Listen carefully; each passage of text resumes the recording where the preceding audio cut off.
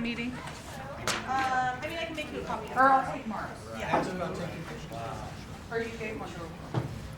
No. Oh, okay. Then I didn't give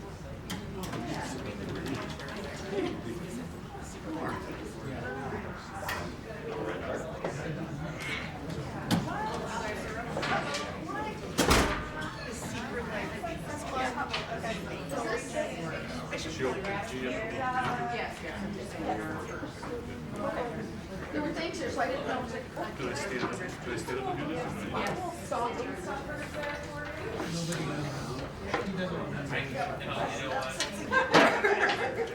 I mean, you may maybe go up to that. My name was just said by my mom. I feel short and 95% of the time, she passed away and gave it to us. So, Yeah. and everybody's attacked me with the 4 years.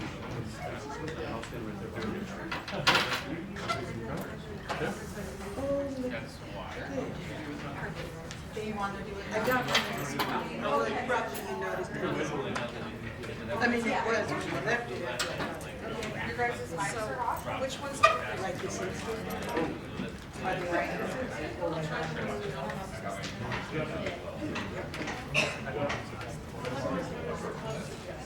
By the way, this is the peanut gallery. They have a bunch of nuts. A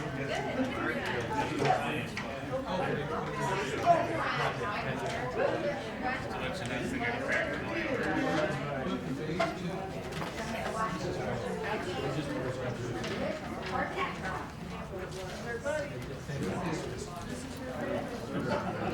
Well, it's nice to have a jurist in the county.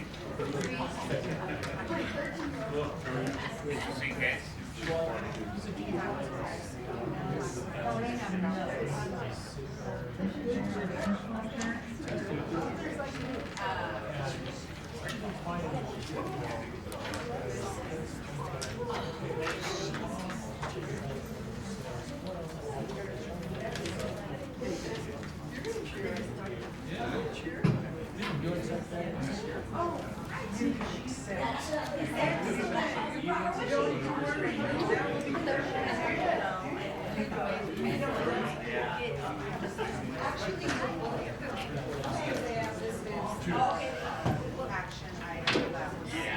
2 days.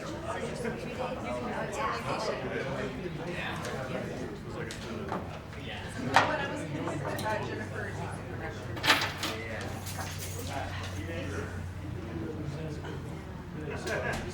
That's how you know.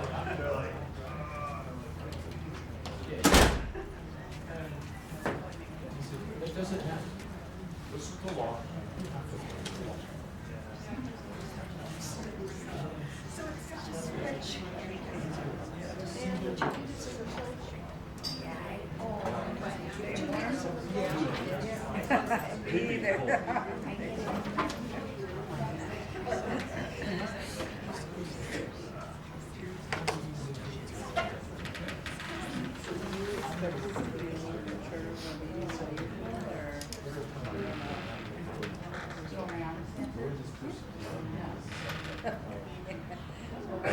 The agenda and seemed like that Well, we have quite a bit of presentations. I feel much better. How about I got on? More like one branch of Correct. And I know there's new families here I from. wear that thing everywhere now. I didn't take it off. So that should be I gotta right. get another one. I think I put it next to my pen. Fingers crossed. Yeah, we'll see. Are we live? I think the miles. I don't know if it's a.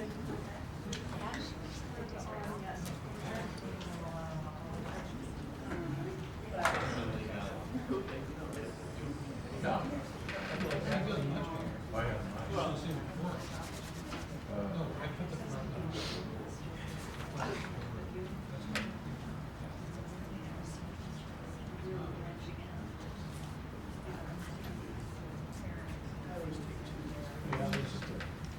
Yeah,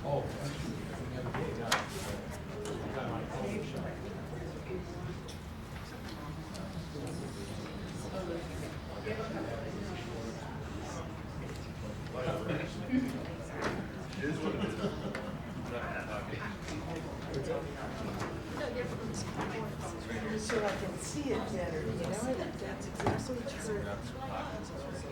Oh. I had a thing, and I cut it where it would stand up, but it was plastic or whatever.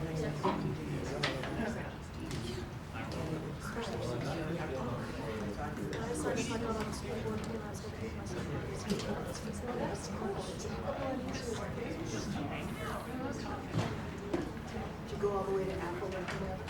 I ordered. Oh. Well, my kids. Oh. Huh? Okay.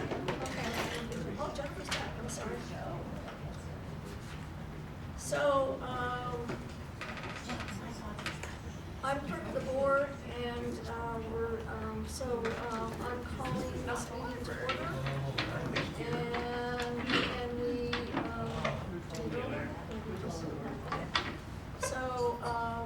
We're reconvening to open session, we need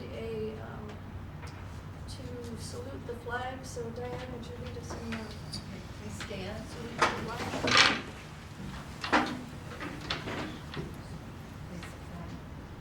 I pledge allegiance to the flag of the United States of America and to the republic for which it stands, one nation, under God, indivisible, with liberty and justice for all. Okay, can we have a report out of closed session, please? Advice given, direction noted. We also approved an HR matter for one of our employees for their use of sick leave for NFF.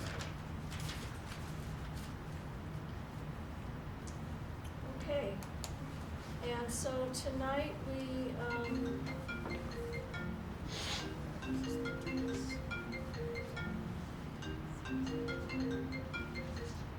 part of our special order of business is to administer the oath of office to our new elected school board member, Jefferson. Do you have me? Huh? Yes. Do you have me do it, Mr. King? Yes, I'm gonna have you do it. There, thanks. I thought you wanted me to do these things. I know, but as You do. far as I know, you don't.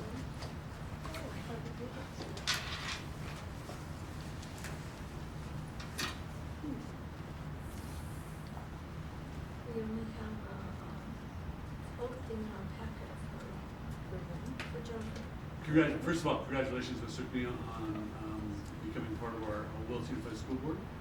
We are extremely happy to have you, and then we'll need the oath of office. So, you ready? Okay. Please raise your right hand. I state your name. I, Jennifer Sukni, Do solemnly affirm that I will support and defend the Constitution of the United States do solemnly affirm that I will support and defend the Constitution of the United States and the Constitution of the State of California against all enemies, foreign and domestic. and the Constitution of the State of California against all enemies, foreign and domestic. That I will bear true faith and allegiance to the Constitution of the United States That I will bear true faith and allegiance to the Constitution of the United States and the Constitution of the State of California. and the Constitution of the State of California. That I take this obligation freely, That I take this obligation freely, without any mental reservation or purpose of evasion, without any mental reservation or purpose of evasion, and that I will well and faithfully discharge the duties upon which I'm about to enter. and that I will well and faithfully discharge the duties upon which I am about to enter. Congratulations.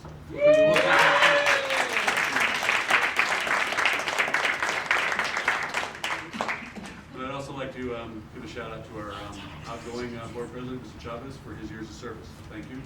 Welcome. Endings and beginnings. So Paul and I have a question. Since we were re-elected, we don't get administered the oath again, is that correct? Or do we?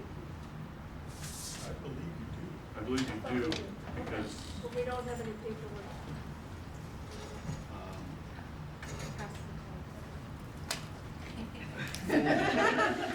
we'll just do it. How's that? Wait, do you want, can they do it at the same time? I just changed my name, I don't say Jimmy Kimmel.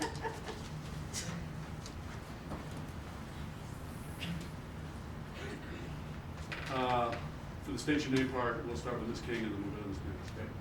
And then we'll go together. Okay. I state your name. Jeannie King, Helen Nunez, Do solemnly affirm that I will support and defend the Constitution of the United States do solemnly swear affirm that I will support support and the Constitution of the United States. Okay. and the Constitution of the State of California against all enemies, foreign and domestic. And the Constitution of the State of California against all enemies, foreign and domestic.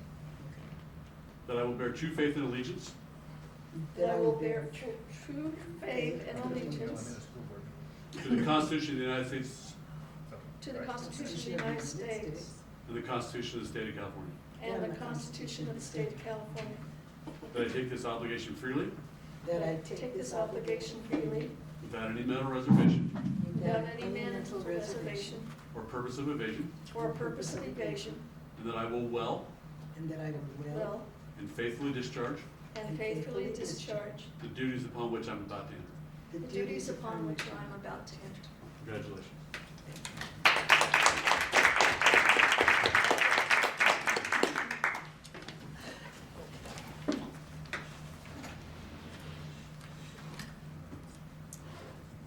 Okay, then this next part of the board meeting is called an organizational meeting, and since, and part of what the board does this time of year is elect a new board president, or we elect the old board president, of election of the board clerk and appointment of board secretary and appointment of representatives to school sites. So I guess we'll start with the election of the board president. And, the district office gave me some paperwork. And so, President, at this time, are there nominations for the office of President of the Board of Trustees? Recognized. Yes? I would like to nominate yourself, Jeannie, as board president. Thank you. Are there any others, is anybody else would like to nominate a second nominee? I would like to nominate Paula Nunez. Okay, thank you. And anyone else? So, I'm the nominee one, so do I accept the nomination? I do accept the nomination. And nominee number two, do you accept the nomination? I do accept the nomination. And there's no nominee three, so I will entertain a motion for appointment of a nominee to the Board Office of President for the 2023 calendar year. So, since I was nominated first, I'll go first. So nominee Jeannie King, the motion was made by Alex. And, I'm sorry, I'm not doing this right. So, do I have a motion to, Close nominations, is that what it is? I'm not sure. I'll make a motion to close nominations. Okay. And do we have a second to close nominations? I second. Okay.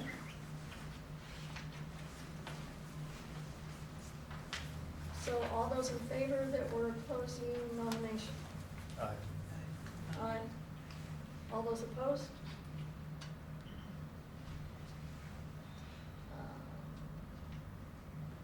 And there's no one absent, and does anybody abstain? Okay, so, I'm not sure how we do the voting, so, I can, a little discussion. okay, so is there any discussion?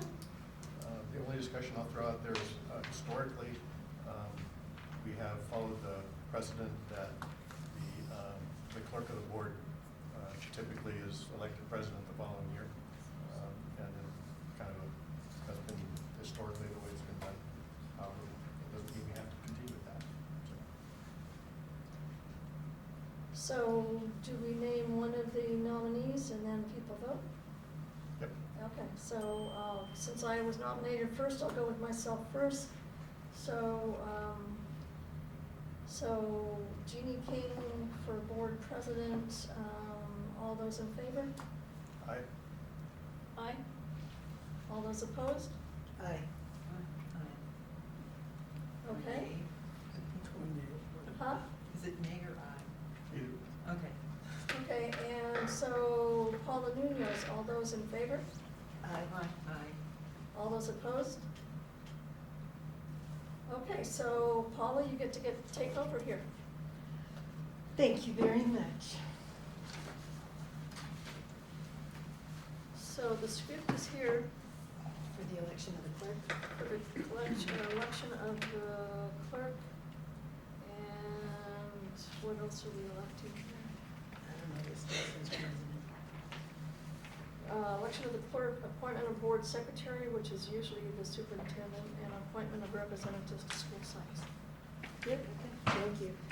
At this time, there are we need to collect nominations for the clerk. And,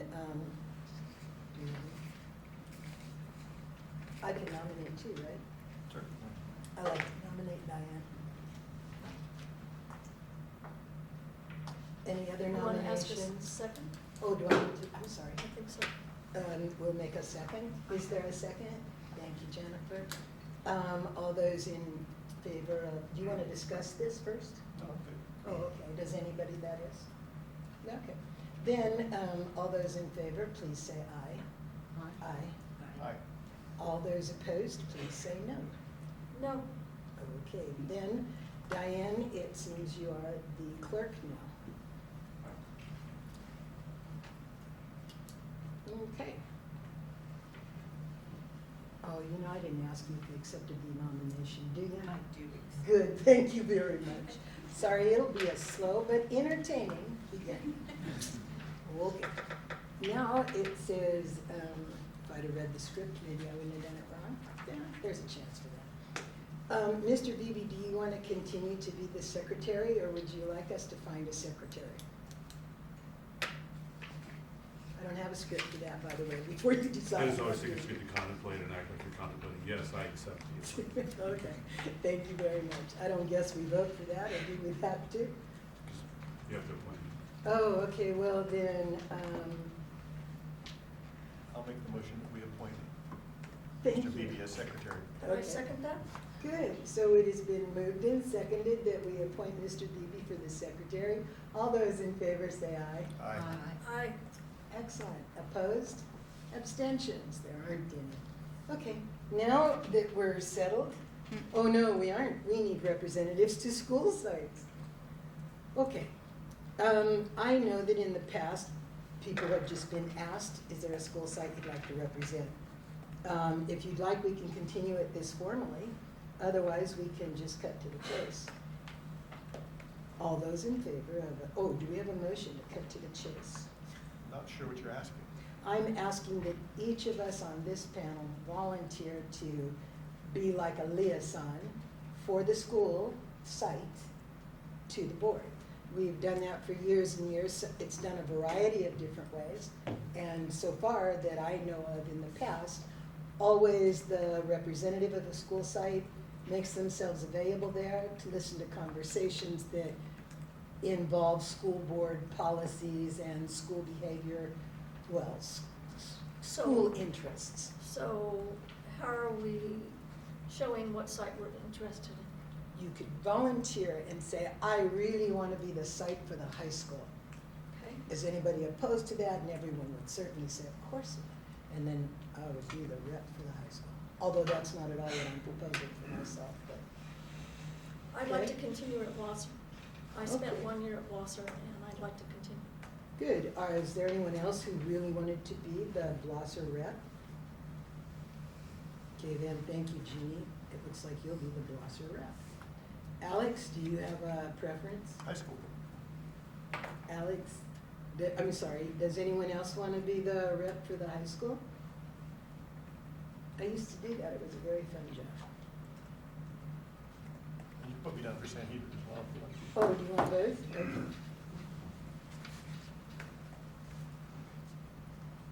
Then Diane, do you have a school you'd like to represent? Well, I've done, Blosser and Brookside, so let me go to, Bechtel Grove. I haven't been there. Anybody else want to be the rep for Bechtel Grove? Okay. And then there's Jennifer, which would you like? Brookside, there's also Sherwood Square. And you can do them both, you can only do one. I'd be happy to do both of them, because, I mean, I can hop across the creek to get to Brookside. That's true, I forgot. Okey doke, so there's you. And because I don't care to feel left out, I just want you all to know I'm gonna go drop by all the school sites and talk to whoever will talk to me. And I'm hoping I will get to go and observe what all happens at all of your school sites as well. Okay?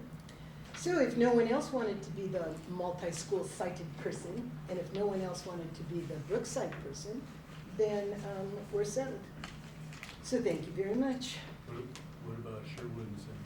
Well, Miss Jennifer said she'd deal with Sherwood, and Mr. Alex said he'd deal with Sanhedrin. Okay.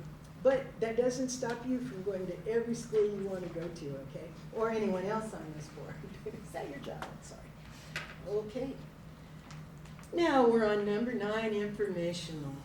The student of the month that, I wondered about this. I'm gonna like this a lot. It says the student of the month at Bechtel Grove Middle School. One of the applause as you walk up and after your kids. Yeah, hello, I'm Chris Kinney. I'm the principal of Bechtel Grove. For those of you I haven't met yet, our new board member, welcome. We did staff nominations of students. We got lots of nominations, and then I put out the nominations to vote to our staff. And multiple teachers and staff members said, "Wow, it's really hard to choose out of this group because we've got such a great group of students." But we managed to whittle it down to 1 per grade member. And unfortunately, I don't see, I believe she's playing basketball, representing us in Honolulu tonight, is the delightful young 6th grader, Kylie Yoakum. I've had the pleasure of subbing in classes, and she's been in there. Exceptionally bright student, always polite. Earlier this year, the staff accepted pillars that we call ROAR, since we're the Cougars, so it's respect, ownership, attitude, and responsibility. And so these students exemplify that. So I'll make sure Kylie gets this. We did contact her parents, but of course they were going down to watch the basketball game. Next one, I think they were here, I saw Mom. Jordan.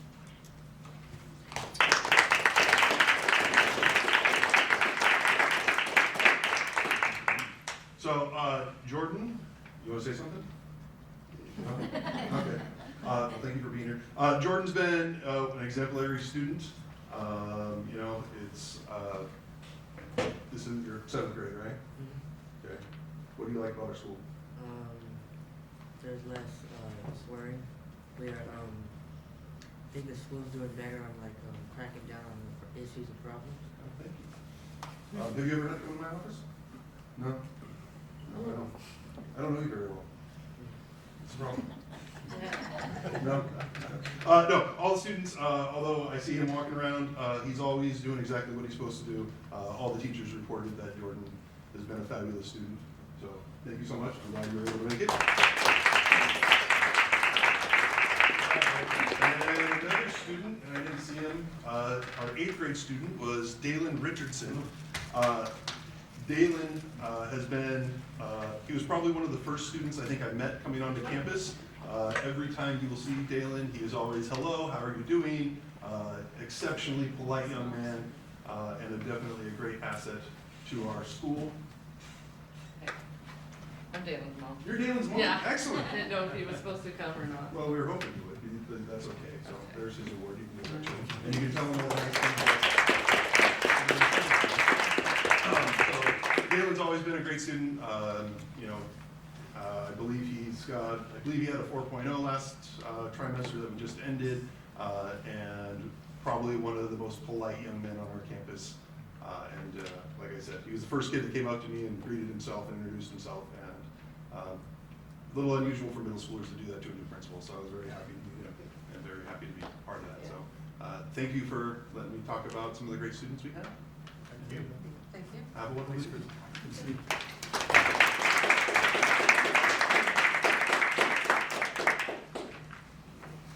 Okay. We are now ready for the Blue Zones project presentation. Let me give some introduction here. So I have met with Tina a few times, and she actually has, her organization has actually been doing a little bit of stuff, or a lot of stuff, on a variety of campuses so far. So we felt that it was time for them to come to the board and tell you what they're doing. Great organization. They have a presentation to give, and so we're excited to be moving into a partnership with them for our students, staff. Thank you, Superintendent Beebe, and congratulations, Jennifer, on your appointment, election. Thank you for for allowing us to be here today to talk about our program.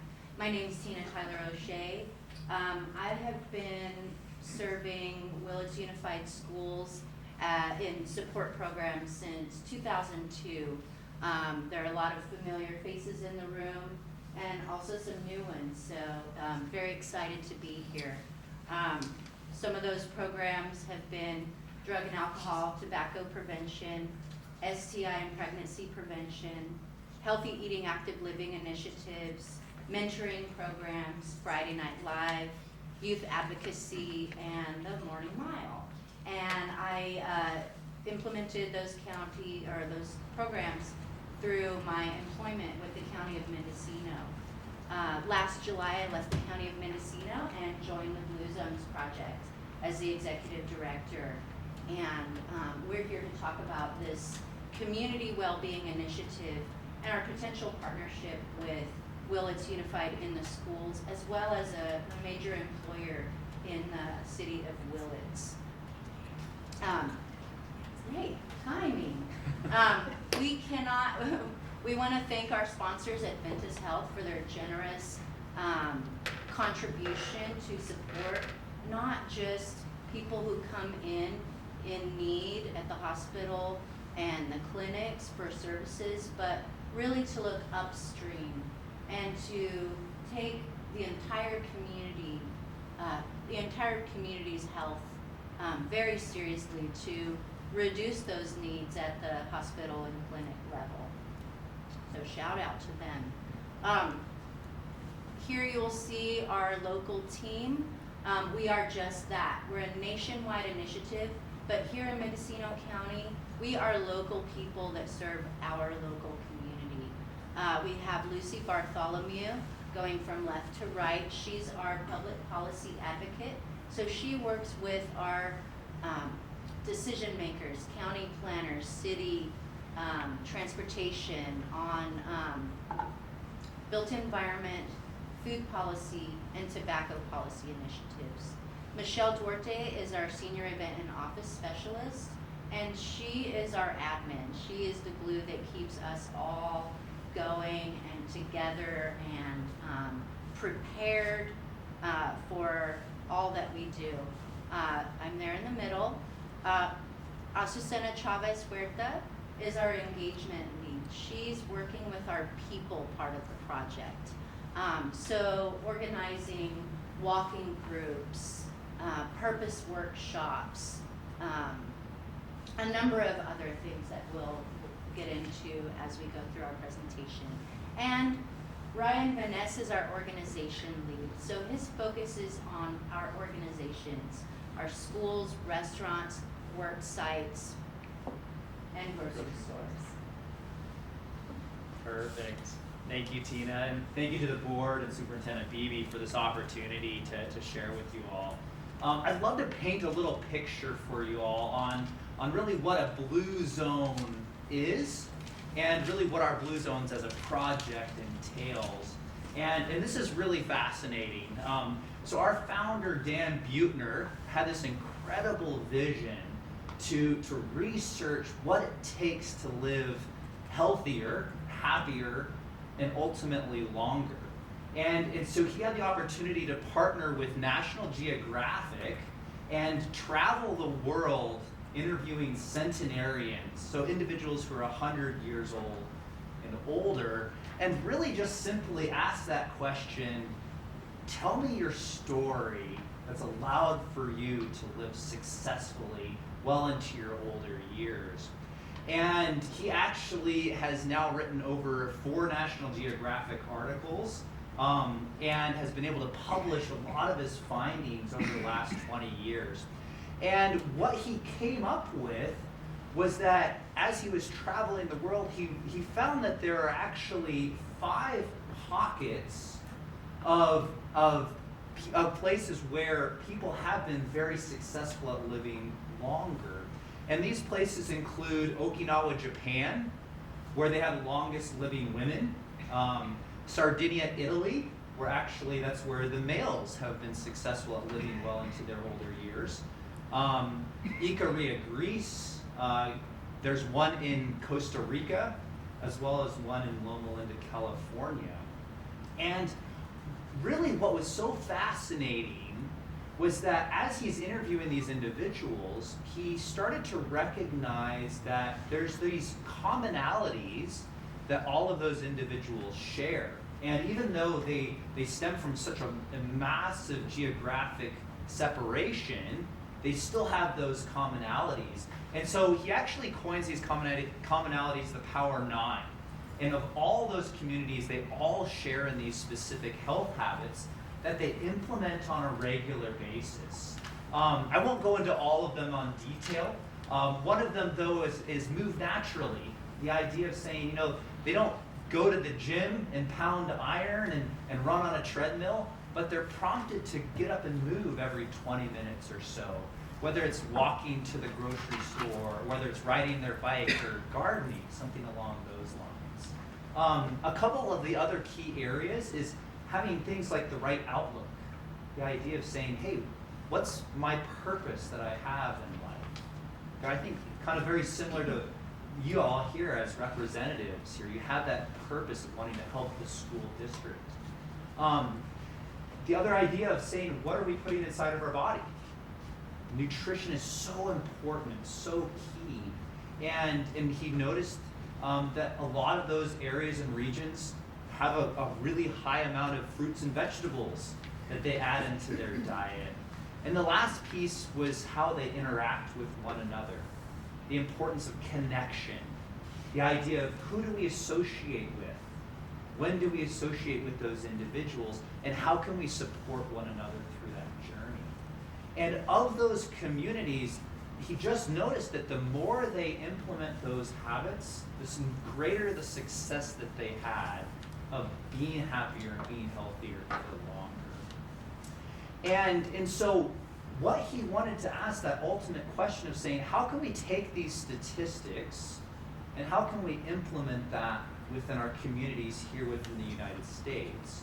And so he noticed that that life radius for which we live is really important. And that life radius basically consists of kind of that geographic area of maybe 5 to 10 miles from around our house that we live about 90% of our lives in.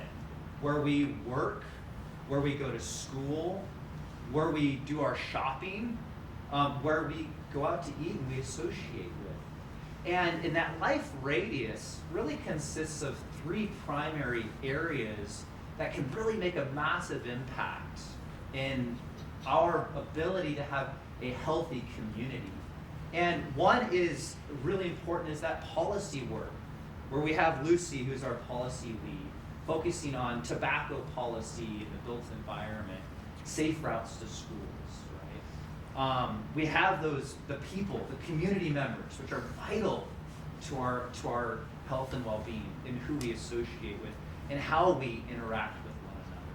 And then those places, our work sites, our schools, our grocery stores, and our civic and faith-based organizations as well. And so that life radius is just such an important part of that ability to live healthier and happier. Right, and so we're now one of 72 communities implementing Blue Zones project in the United States. So we have many projects before us to learn from, and a few projects behind us that we also learn from. So it's a great community. And the project itself is a 5-year project. So our project goes through December 2026. And the first 9 months we spent really connecting with community members, leaders across Mendocino County to find out what's already happening. Where are some of the gaps? Where are some of the challenges, successes? Where do we fit in? Because we're not something other. We're part of the community and part of what's happening already in Mendocino County. And that's how this work sustains itself through beyond 2026. So we've really got a lot of great information from our community members. We work very closely with Christy Wisdom, your food service director, former superintendent Mark Westerberg, and now we've been working with Mark Beebe to really just kind of hear what's going on and how do we fit in here. We're currently in our transformation phase, closing out year 1 and really getting on the ground. And so that's why we're here today. We would love your support and blessing to work with the Willits Unified Schools. And so, you know, why participate? We've seen a number of huge successes across the country with Blue Zones projects. A 10% drop in daily stress reported in Southwest Florida, a 9% increase of people in the city of Fort Worth who say they're proud of their community, and so on. You see the stats there. I won't read them to you. I do want to dive into one of those statistics that's just mind-blowing. And it's the one in one of our projects, which is actually in Southern California at our Beach Cities project down there. And one of the major stats that they noticed was the 64% decrease in childhood obesity over the 9 years that they were working there. And that is just a massive change. And so ultimately, you know, what was so incredible was how the community banded around that conversation. And the schools were extremely important in really helping create that opportunity. And so they actually created this really amazing wellness initiative and this brand that they themselves customized called the Live Well program. And so they created the Live Well Kids, and then they also created the Live Well for Tots, just depending on the age range. And it was basically a series of lessons and curriculum that they implemented within their school-based curriculum that really helped create opportunities for the teachers to implement nutrition and activities and well-being conversations within their curriculum to really get the kids excited and motivated about investing in their own health. But it doesn't stop there, but it's also how they got the parents and the families involved in that conversation as well. So just an incredible statistic. And the other one that I just really want to mention is the importance of, you know, our workplaces. And, you know, we have, through the Willits Unified School District, all of our teachers and our staff members, and asking how are they doing with their well-being as well. And so this actually a couple of statistics from our project in Florida, really incredible. They saw a nearly 3-point jump in overall well-being amongst their employees, and a 54% decrease in healthcare expenditures by the work that they were able to do in partnership with their Blue Zones project team there. And it's just amazing when you see that intentionality around investing in our health and what we can really see procure there. And so, What is NCH? Yeah, Naples Community Health. Yeah, Naples, Florida. Great question. and so our ask is for you as a board to authorize the district staff and local site teams to work with the Blue Zones project toward a healthier environment for all. And for you as community leaders to take that pledge to help Mendocino County live longer, better. And we're now at the point where if you have any questions, we if we were to say, yes, teachers, all staff, and ourselves will be interested in supporting your initiative or your plan, then what do you expect to see from us? That's great. And so that would be, dependent upon the leadership. It would be a meeting with Ryan, myself, site administrators, you as a board, whoever else would like to be there, but to really customize what's going on here, what are the needs, and how do we fit in this program. We did have an initial meeting with Dr. Cosman?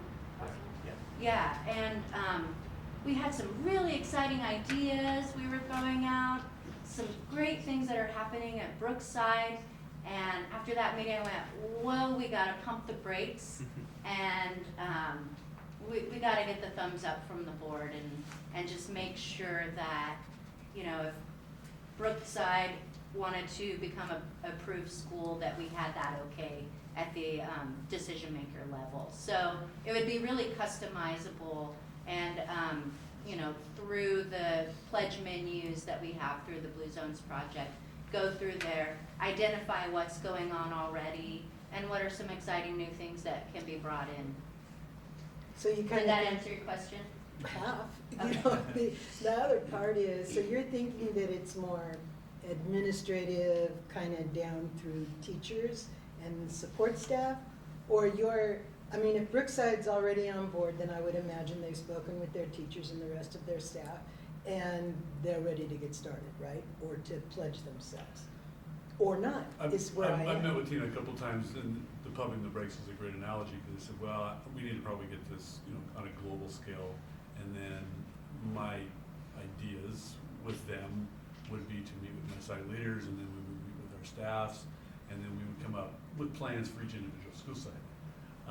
And I would imagine that it would be somewhat the same, but there would be nuances that would be different in each school site that would impact the different varying ages of the students, nutrition, interest from the staff, even community involvement as well. And And parents, so, students. Community, yeah. So I don't see it as a one size fits all from Brookside to Blosser to Bechtel to Sherwood to San Diego.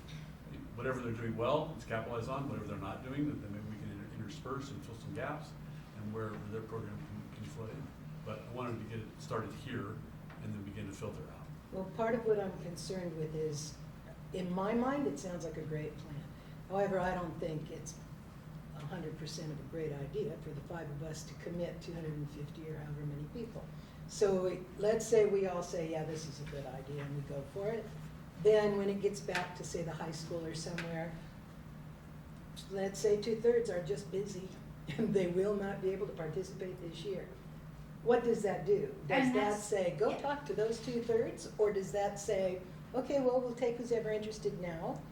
I mean, when I used to do things like asking for pledges, everybody told me yes, and when I went to collect, they didn't have whatever I needed.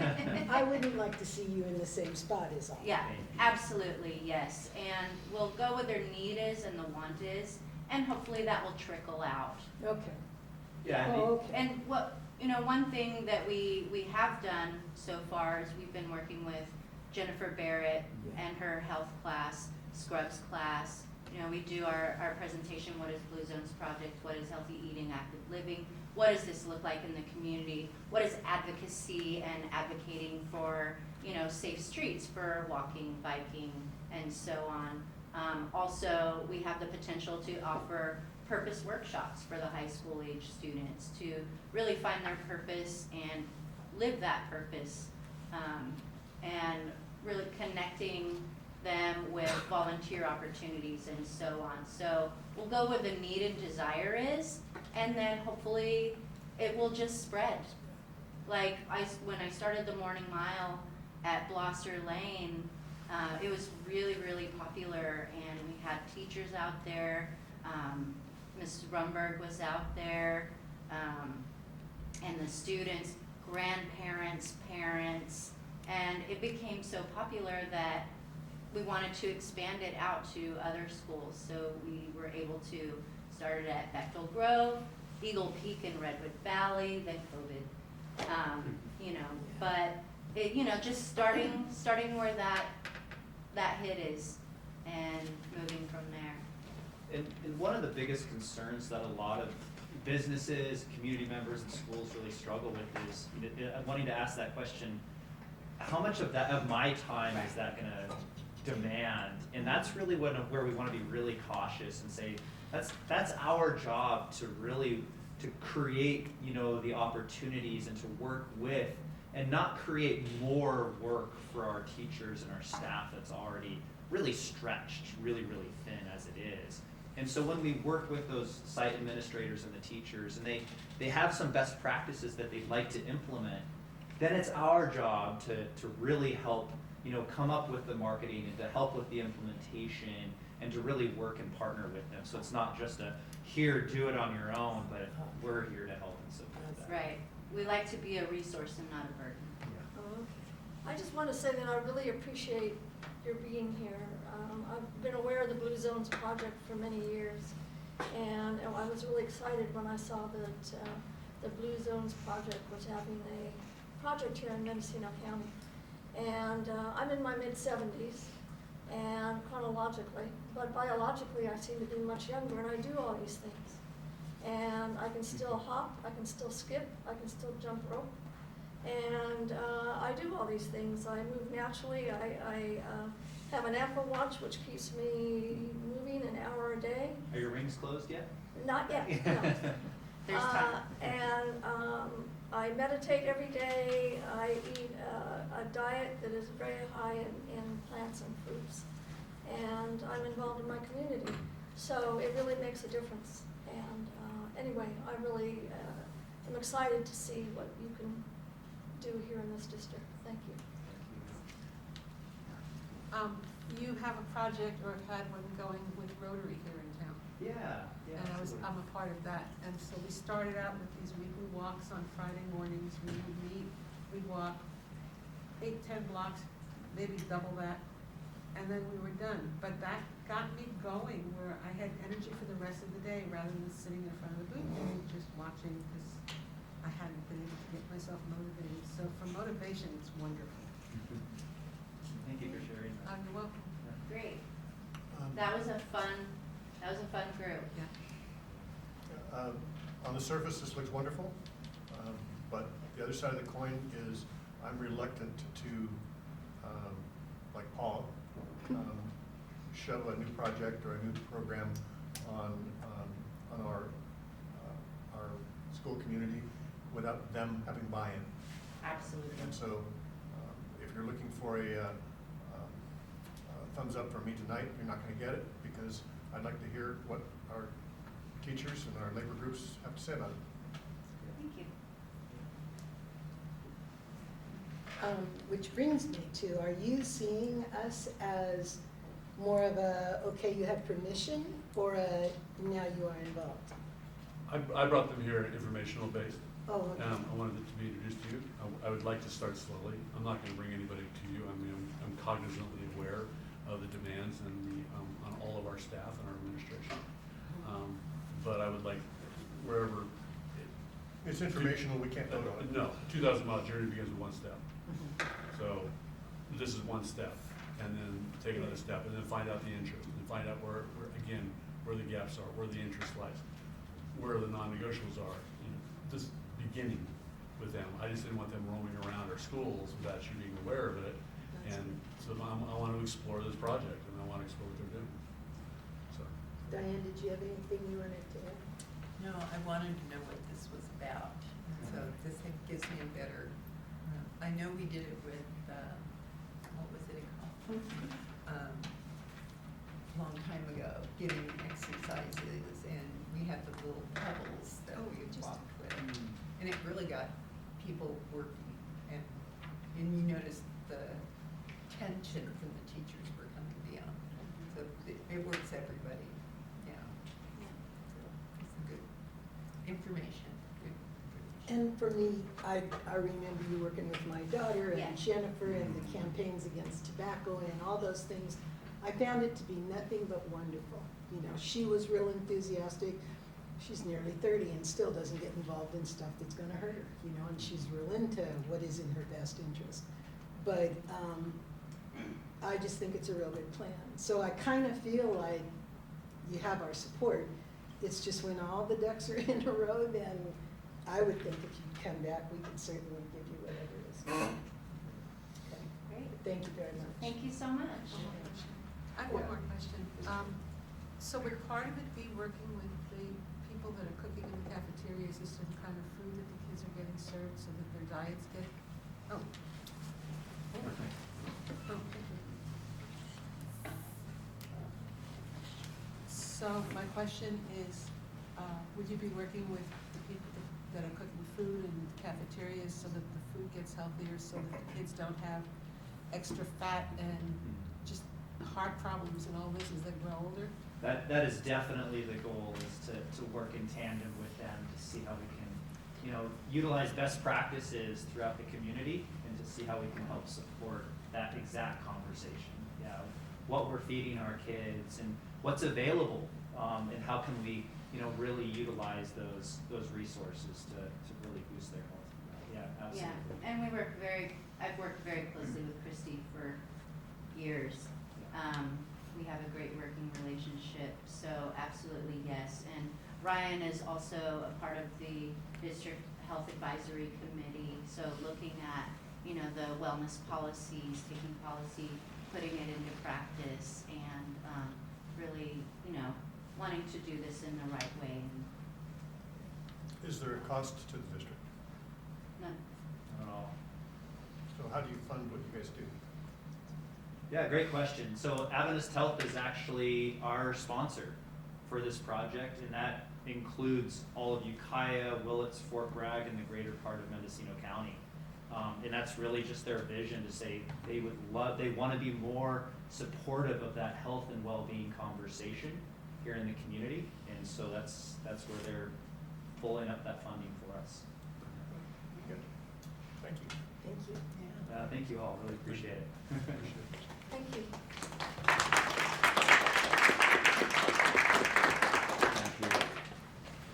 Okay, so now we're at Willits Elementary Charter School Annual Report. Thank you so much for having me here tonight. My name is Charlene Bretter. I'm the director of Willits Elementary Charter School. I'm going into my 4th year now as being director, and last year was my first regular school year. So this kind of just illustrates where we are as a school as I come to you this year to sort of give a small summary. We're getting used to being together again last year, together for the first time in many years. And we were dealing with a lot of difficult behaviors, as everyone was. So we instituted a lot of new things that have taken root and are very exciting. So we got a Gaga ball pit. This is very fun, structured game for them to have at recess. So there was more structured, fun time together that includes everyone.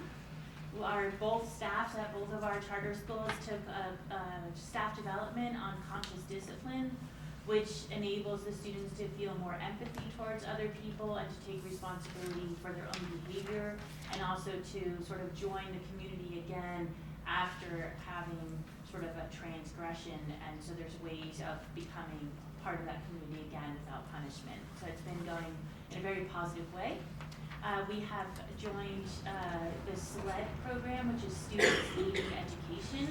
So our grade 4 and 5 students are making their own projects that affect the wider community as well as our school community. Some of the things that they've done have been to write cards to the senior center for Christmas. They're doing fundraising for the animal shelter. They've organized their own field trips. They are organizing playground games. They're making friendship clubs. So it's very exciting on campus for them for that. They also are joined a Quest box, which is from Mendocino County Board of County Education. They do little adventures, and so that develops their leadership and team working skills as well. And the last implementation that we've done is a literacy program, because we do realize that COVID has impacted our reading skills in a big way. And so we have a targeted literacy program that we started last year, and we are continuing to develop this year. We've seen really positive reading gains with that. So we just want to reiterate our thanks for you and your support of our school, and that we are very happy to be part of the Willits community. Any questions that you might have? You're willing to answer, right? No. I have a question. Go ahead. It's kind of a funny one. So I didn't know what Gaga Ball was until I got to Willits, right? And then I found out what it was at Sherwood. So I'm gonna come over, I'm gonna see how you run Gaga Ball, because I still haven't figured that game out yet. And I'm trying to figure it out, trying to give the kids up at Sherwood some ideas, some help, some advice, so they don't fly over the top of it and try to make it safer. So I need help. I'm coming over to get help. No, thanks. Okay? Thank you. Thank you. Okay, the rest of us are fine?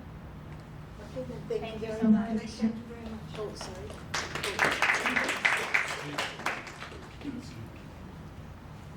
Do you have something? No.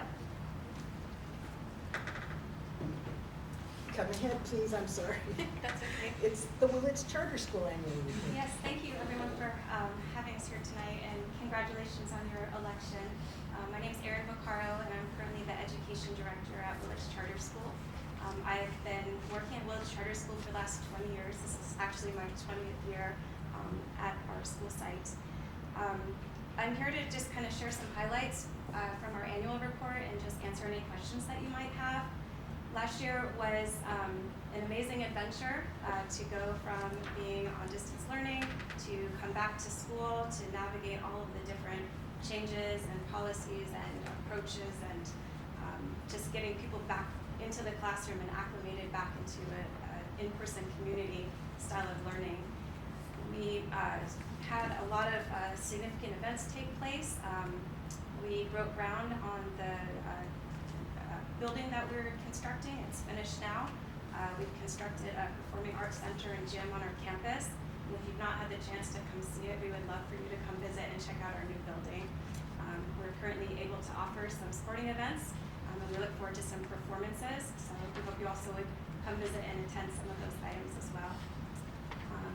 Fortunately, we've been able to start getting back into offering field trips again.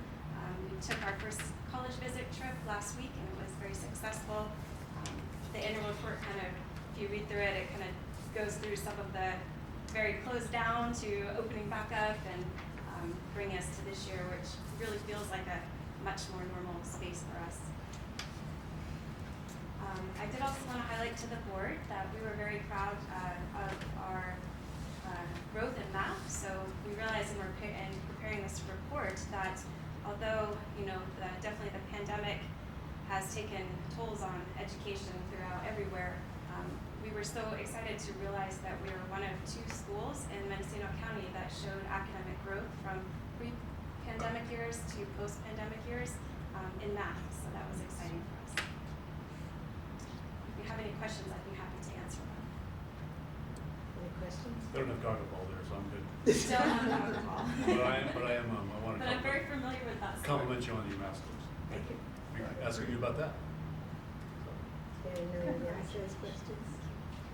Or comments? I'm sorry, you're welcome to. And Mrs. Vaccaro, did not mention she's relatively new to this position as the director, so congratulations to you.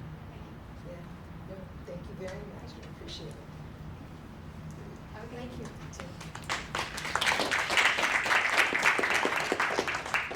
Okay, so Levita, do you want to come talk to us? Good evening, everyone. This is Cynthia Reiser Jevons. She's the secretary of our board. She's been on our board for over 10 years. How many years has it been? Maybe 18. Yeah, it's been a long time. And we just wanted to take the opportunity to introduce ourselves because we hardly know each other. So I'm Ann Kelly, and I'm the founding director of Levita. We're in our 21st year this year. And we don't have a presentation. I was counting on Paula for tough questions. So I don't know if I need to ask you. No. Any questions? Our report. Things are working well in your school? Yeah. I mean, we're riding the waves, you know? Okay. And it's not always perfect as much as we'd like it to be, but it's No still worries. going really well, and we definitely have a niche in the community, and that is thriving. So that part's good. And this year, we have half of our teaching staff has relocated from Southern California. And that is interesting, and they're really excited to be here. It's, you know, the beauty of the location and the quality of community is very positive for them. And they're also, we have that Waldorf overlay, right? So they're extremely excited about learning that. So we're really, really thrilled about, oh, and Jeannie's idea about growing our own, you know, teachers type thing. So we're hoping that we have a, this universal PK developing, and we have a, well, actually, she's a teacher that was our first, she graduated 10 years ago from Levita, and now she's a teacher, and she's really interested in taking over that pre-K aspect. So it is exciting. There's a really good feeling about that. So that's really all. If anybody has a question. Is your enrollment growing also? Sorry? Is your enrollment? Oh, our enrollment, we're low right now. We have this huge waiting list, but we have these new teachers, and it's a big learning curve. And so we started out high, and then a couple, like I'm just letting it, but Yeah. I just let it mellow, but now we're at that point where, you know, it's time to let folks in. So, Well, that's so what I we're the heard. weird, you know, Levita's always the opposite of everybody else. Yeah. So we go up at P2, and a lot of times we go up at annual. So our attendance climbs rather than declines. So. I was really interested in looking at your report, how many independent study students you serve from all over the county. Served where? The independent Isn't studies. that interesting? Yeah.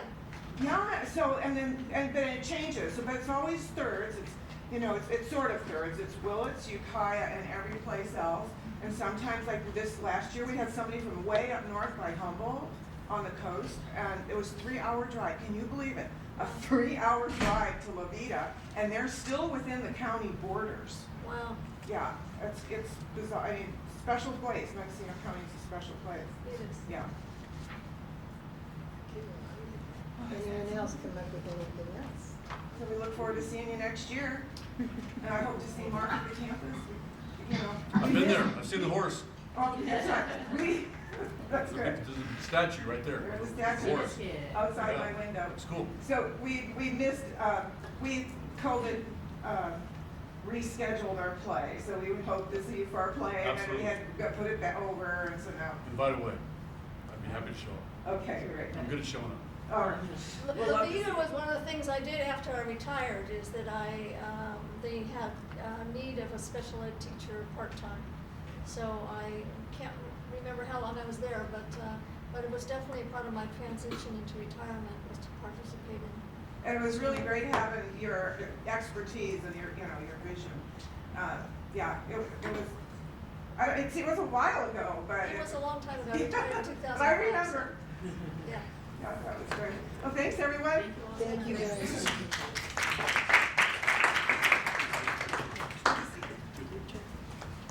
Okay, thank you. So now, Willits Unified Student Programs presentation person, Ms. Aurora.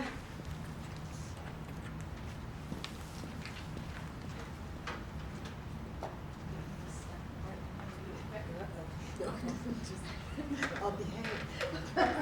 Well, good evening, everyone. Welcome to your first meeting debut. So tonight we're going to give you guys information on where we're at, what we've been doing over the last month. Is it not? Oh, maybe, yeah. Okay, so here is our data. We use the Star Renaissance data to collect, to get a benchmark, get a feel for where we're at as a district. And I had really enjoyed statistics when I was in college, and my son's even getting his doctorate in it now. So I love the way statistics could be deceiving. Look at that. It looks like we're not doing all that that great. But this is all of these marks here are the percentage of kids that are at grade level. And these are different ways to measure it. We have the early start test. Think of it like when you make awareness, your phonics kind of stuff that you're learning. And then the Star Renaissance is essentially your reading comprehension, your fluency, that kind of stuff. So in a nutshell, those of you teachers know it's a lot more than that. So, okay, so when we're looking at this, keep in mind, this is based on halfway through the school year. So halfway through the school year, kindergarten has moved, as a grade level has moved. At the first interim they had 51 students that were at grade level. Now they have 72. That means that they have moved 21 kids into that band. And that means that we have increased by 13% for kinder as a district. And keep in mind as well, when I say as a district, we're counting Sherwood, we're counting all of our schools in here, we're not counting one school only. All right, so we have first grade here. First grade, kindergarten only takes the early start literacy. First grade starts off with early start literacy, and as soon as kids start progressing, then they take the start, the regular start. So if you combine both of these here, this only represents 7 kiddos for the first interim, and this represents 9. So it looks a lot more than what it is, but when you look at the numbers behind it, you get a better feel. So our kids, we had a total for the entire first grade level, we had 50 kids at grade level. Now we're up to 66. That means that they have done a great job of moving 10% up, and that actually equated, when you actually look at the raw numbers themselves, that means that we bumped up quite a few kiddos there. On second grade looks pretty low, but if you take a look here, you want to have less kids in the early start as you progress, because that means that they are doing so well that they have now moved up to the next type of testing, which is the regular start. So I know it looks like it's going down, but that's a good thing. That's what we want there. Okay? So overall, as a grade level, they moved, let's see, and mind you, they had 10 kids less that tested here, but they moved, they went from 40% up to 65% as a whole. So second grade as a whole, as a district, had the biggest gains. Even though it looks like we're going down, that's exactly what we want there. So they had the biggest gains in our district. Let's see here, third grade. In regards to third grade, it does look like it's a little bit, but you got to really take a look at the different bands. So from the lowest level, we moved 8 kiddos. Those are 8 of people's babies. Those are my babies, your babies. We moved 8 of those up. And the percentage that was tested also went up for third grade. So they had a 5% gain overall. But we really need to look at the bands and take a look. You might not see, if you're looking at the big picture, how many kids are in the at grade level or above. If you look at just that by itself, you don't see all the detail and all the work that's being done, because kids are being moved throughout the bands, and that's what we want to see. Fourth grade had 6 kids move from the bottom 2 levels or percentile bands up to the next level. And an overall growth of 10%. Fifth grade, they moved 11 kids out of the third band up to the fourth. And also increased the amount of kids that the percentage that was tested, with the 8% gain overall as a grade level.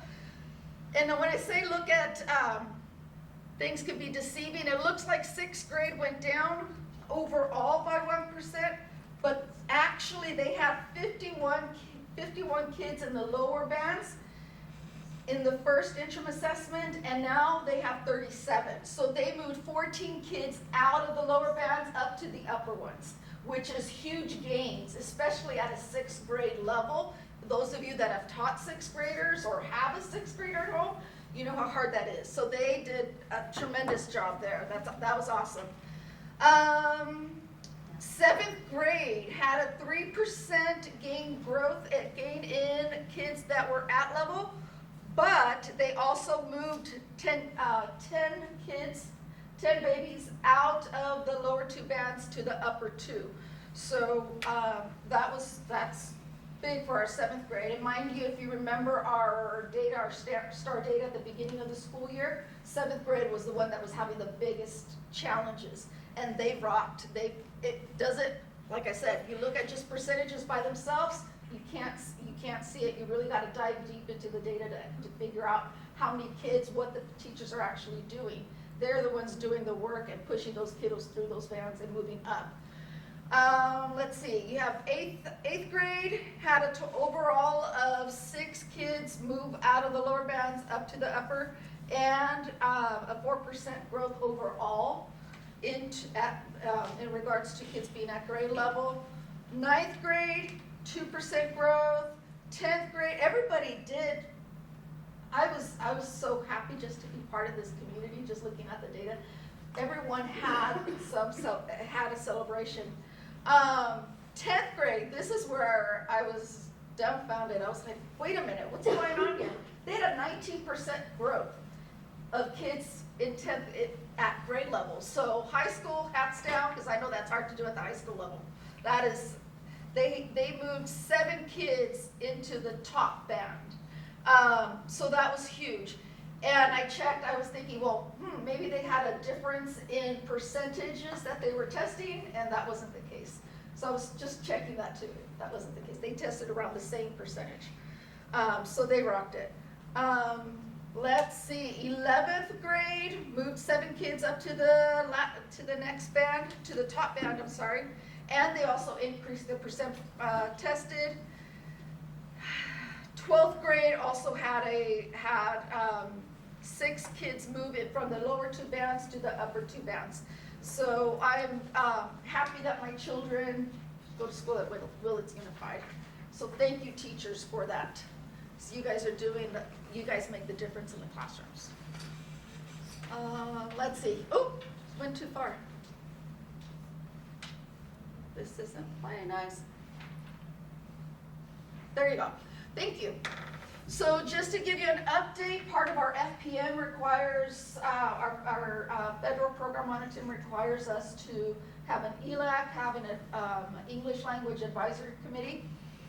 So we tried something new that we haven't done before, and I haven't done this before, but I said, hey, what the heck, let's do it.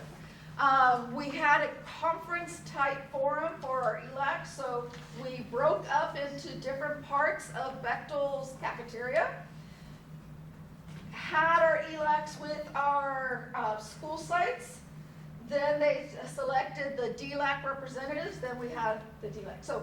But we also mixed that in with our celebrations for our 20 reclassifications for our English learners. And also got the parents' needs surveys completed. We mailed them out to all of our English learners' homes and asked for them to send them back. I'll do that again in January, see if we get some more input.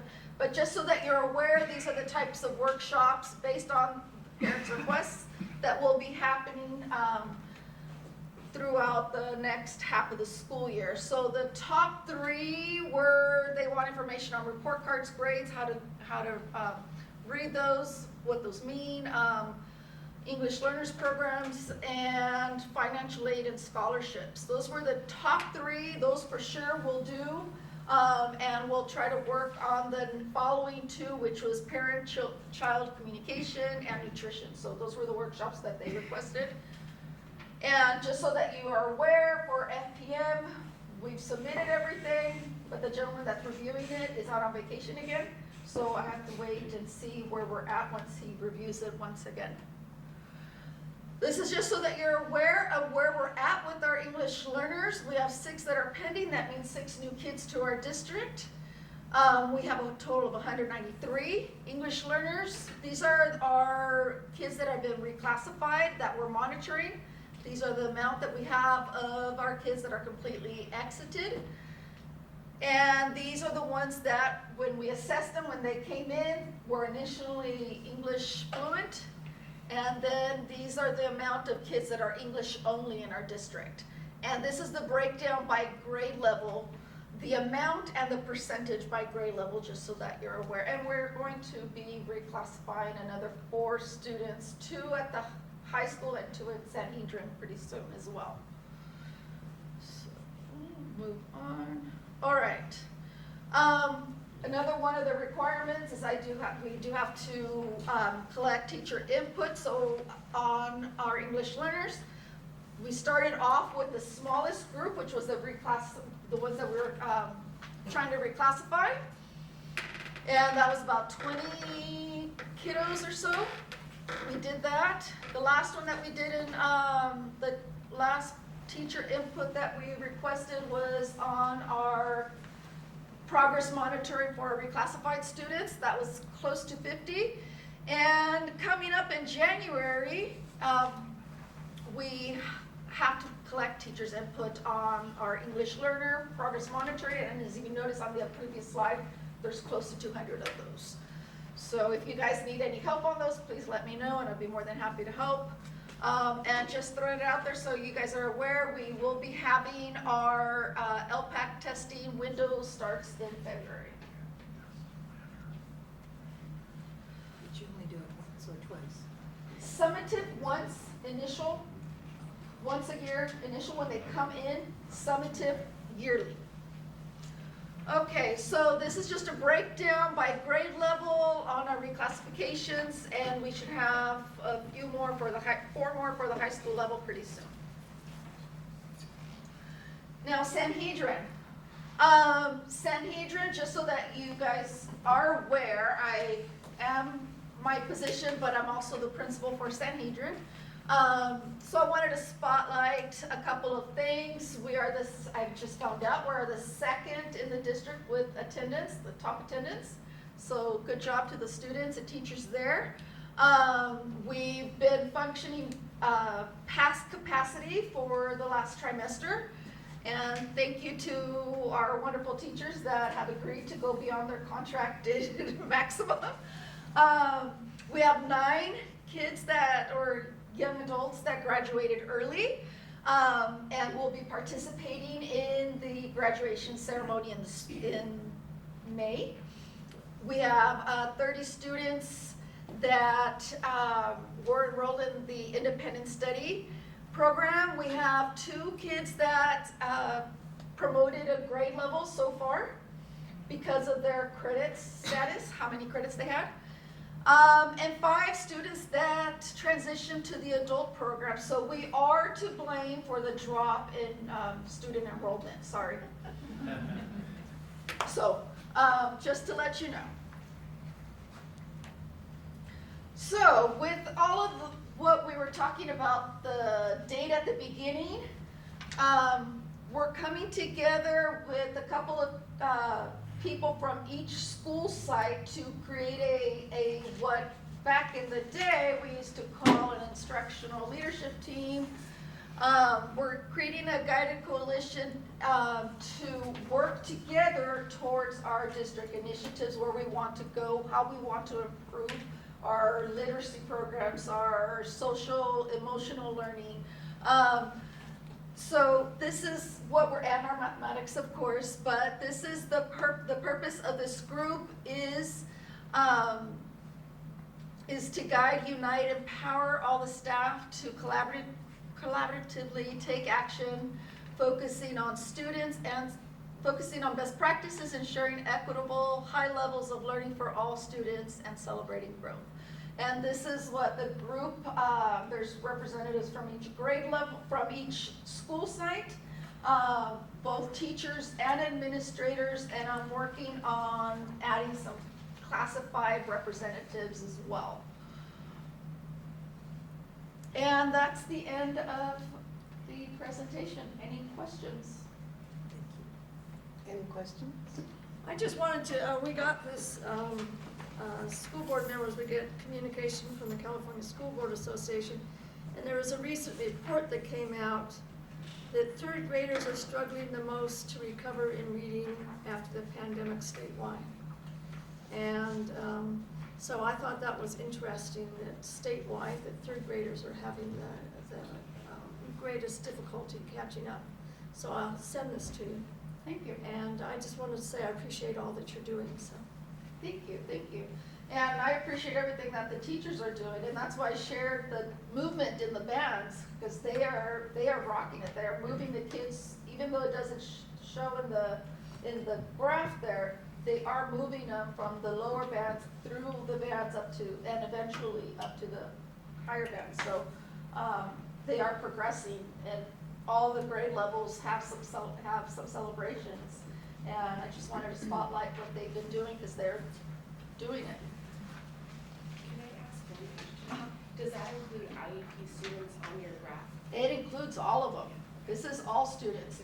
Yeah, and when we're planning, when the Guided Coalition comes together, we'll be planning and strategically analyzing data based on your ELs, your kids on IEPs, kiddos that are socially disadvantaged. You know, you gotta break up the data to strategically pinpoint what you're going to target. And the other thing that the data also breaks down, which obviously I didn't show it here, but it breaks down what specific standard they need to work on as a grade level.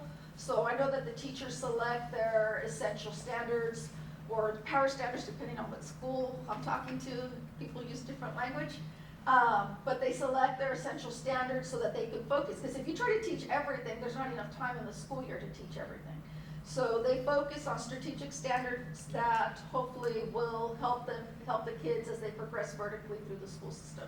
So this also shows them and pulls out which standards they need to work on or which standards they're doing great on, so they don't waste too much time on those specific standards. But Anything else? All right, thank you Thank very you. much. Okay, Mr. President.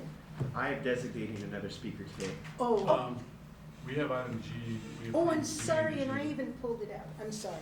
CSEA, please come sunshine. Welcome.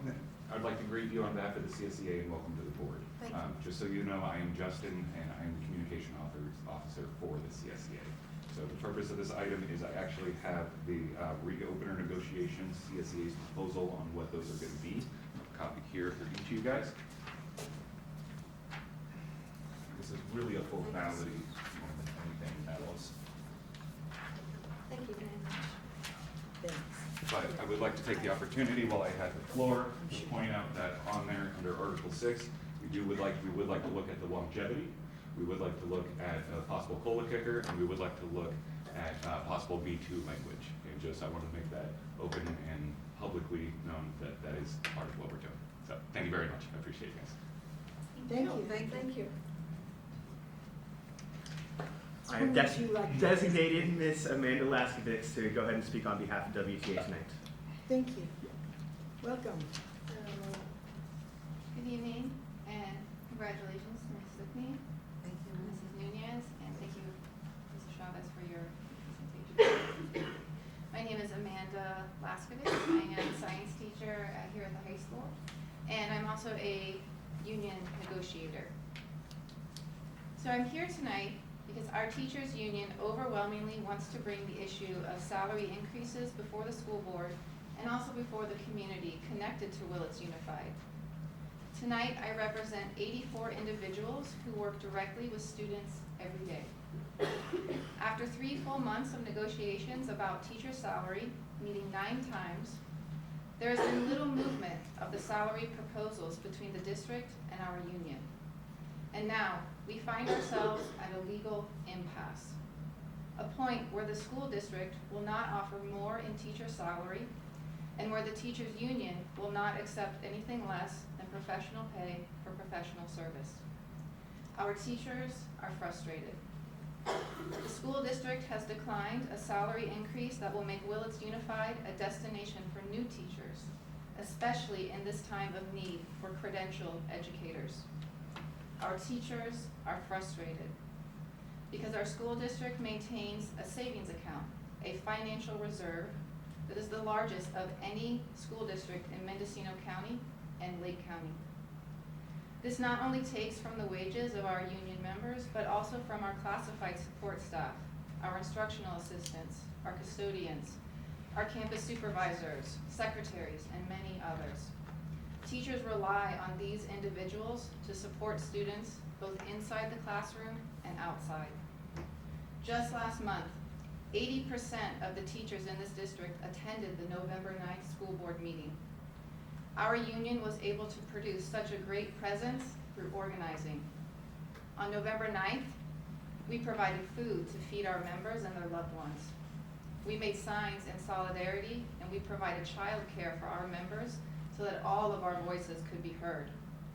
One by one, teachers stepped forward for 2.5 hours to explain that our district is not on target to attract or keep highly qualified teachers. Our salaries and the wages of those who work alongside us are not equitable compared to the surrounding school districts, and that makes teachers consider leaving their classrooms. And this is not in the best interest of our students. Last month, the teachers of this school district organized to bring a clear message on how to attract and keep highly qualified teachers for the children of this community. The teachers union demands professional pay for professional service for the benefit of our students. The teachers union is on the side of parents who want their children in classrooms with highly qualified staff. As qualified staff make the decision to leave to districts that support equitable salaries, the educational goals of this district will suffer. This consequence will not be short-term. Those that are leaving are literally irreplaceable. Look at the unfilled positions at our middle school site, our speech and language, as well as our psychologist positions. This lack of consistency in our elementary reading program alone should inspire the school board to do more. The reality of the state teacher shortage, coupled with significant inequity in salary, creates a new educational landscape for this community. We must adapt, or our students' education will suffer. Your expectations of improvement will not be met if we don't follow through with a competitive salary. Again, we are not on target to attract or keep highly qualified teachers for the children of this community. Significantly lower wages will never attract or keep highly qualified educators. And there are highly qualified educators in this district, and we need to keep them working in this community. Thank you for your time. Thank you very much. All right. Communications officer, Fixing you the want camera. to turn in a minute? He's fixing the camera. Right. Oh, and our student is not here. No. CSEA doesn't have any further comments. Oh, okay. Well, thank you very much then. Okay. Board comments. You're sort of at the end of the line there. Do you want to start first, or would you rather watch what other people comment on and then? Well, I asked Mr. Beebe about this section earlier, and I figured the one thing I can say is that there is a music and art event going on tomorrow evening, and I'm looking very much forward to coming to that. Here at our high school. Here at our high school. Oh, okay. Well, that's exciting. Okay, anything else? That's it. Good then, Ms. Diane, do you want to do this? Oh, yeah. Okay.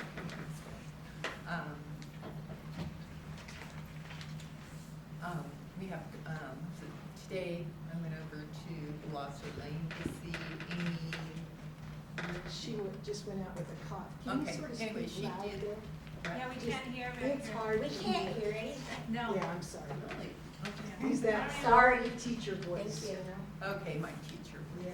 So, today we went over to, I went over to Blosser, and Amy Grooms was doing the the Grinch Christmas, and it was really nice to hear the kids do their strong voices and their outfits. So great to see who was everything there.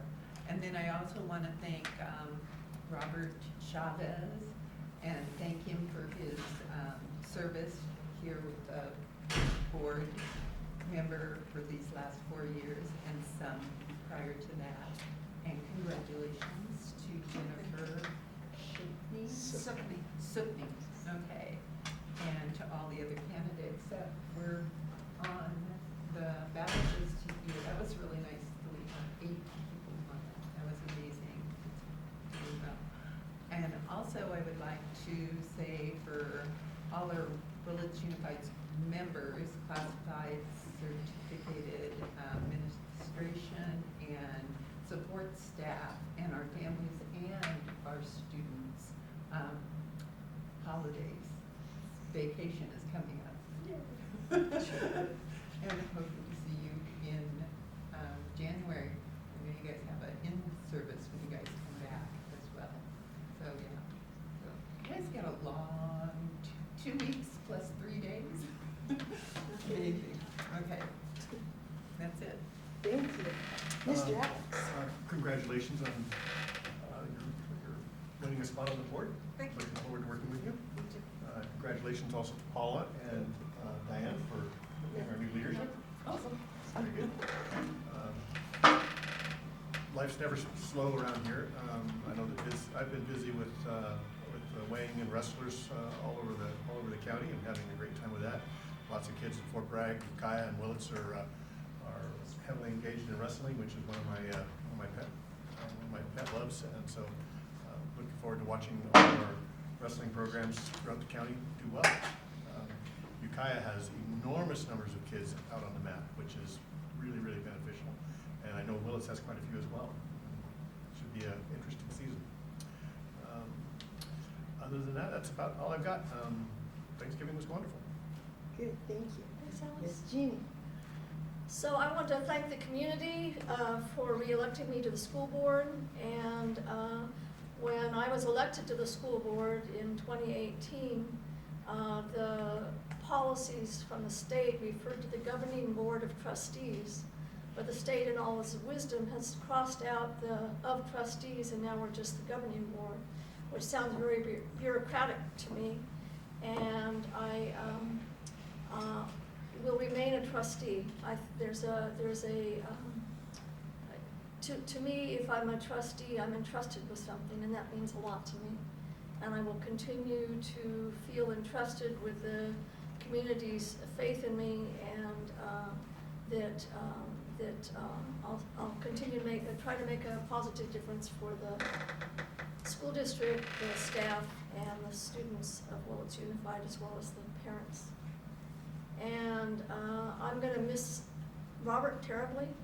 He's a really wonderful school board member who brought deep understanding of schools to this board, and his presence is going to be missed. And I look forward to working with Jennifer to see what she can bring to play here for the school district. And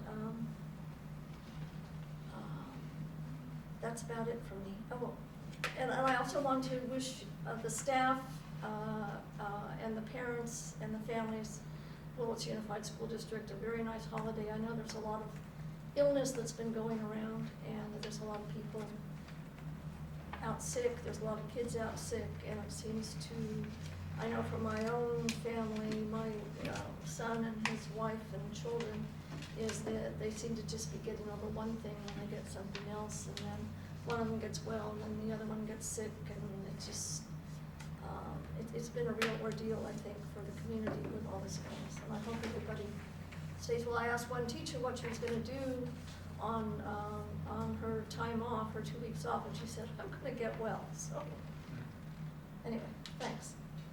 Thank you. Okay, it's my turn. First off, I'd like to thank all of you for having elected me onto the school board. I really appreciate it, and I'm especially happy to see Jennifer and all the rest of us here as well. So that was my biggest deal. I went to a number of meetings, in particular DLAC, and, well, a variety of other meetings. But it was good news about DLAC, that's for our English language learners.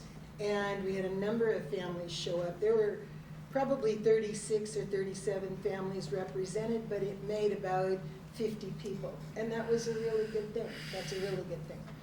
And hopefully that number will grow until we hit our 100 and something, but I'd like to see all the time. I really do need to comment on the last meeting. There have been a number of other comments made. I personally, having in the past been involved a lot with union events, found that last month was the very best teacher turnout that has ever happened in the 43 years that I've paid attention to this district. And I truthfully, I'm not interested in disagreeing, but it was more than 80%, I'm positive, because the month before had 3 teachers that weren't able to make it last month, and the very first month that I was aware that things were going to go on, there were even more. And I'm sorry that you haven't had much of a response from the board just yet, but you know, I know it's ridiculous to say there's plenty of time coming. No, there isn't, but things are on a different level now, and there is a different procedure that will be being followed. And you know, all the people that I have ever met who have been teachers always have that little hope springs eternal thing going on in their heads, and I truly am sincere that that should stay there. It will pan out. I was a little disappointed, but only for personal reasons, that there are only 3 teachers representing the whole WTA this evening, 1 speaking and 1 supporting, and you, President Brandon, would I just call you Brian? No, President Brandon, but I understand how that stuff works also. They're online. They're online. Oh, excellent. They are there. Well, I saw 2, Catherine and Brian. Oh, I see Connie. There's more. They just you can't see them all. Well, that's fine. And so I really am glad then that you are all still involved. In my way of thinking, school board meetings sort of let you know as an employee the direction you're going in and what you're supposed to be doing. When you miss out on that, or any information for that matter, it's really difficult to catch up, and it's also difficult to be very well informed, okay, which I figure is the goal, or the reason for education in the first place. I did have a really entertaining opportunity to go to a wrestling practice. I hadn't been to one, and a student of mine is an adult now nearly. I think he's like a junior or a senior. Anyway, he's a wrestler. So I went and watched him, and as much as if I were his mother, he wouldn't be doing that, he really could throw people to the ground, and he could get thrown and didn't stand up and cry. I mean, I knew him when he was 7. It was quite a difference, but it was really an eye-opener, okay? I mean, I figured they wrestled, and you know, I've watched Monday Night Wrestling a number of times, and they're not the same, I'll be darned. So that to me was just kind of fascinating. And I really do appreciate getting a sunshine from CSEA, although I guess they're not here to care one way or the other anymore either. Well, Jenny, I think, is on the thing. Anyway, so that's nice. It looks like a nice professional sunshine. And I hope that, there you are. I was just complimenting you on how nice is your sunshine paper. That's a big deal to me. Thank you very much. Appreciate that. And for that, happy holidays, trusting that you're going to enjoy them.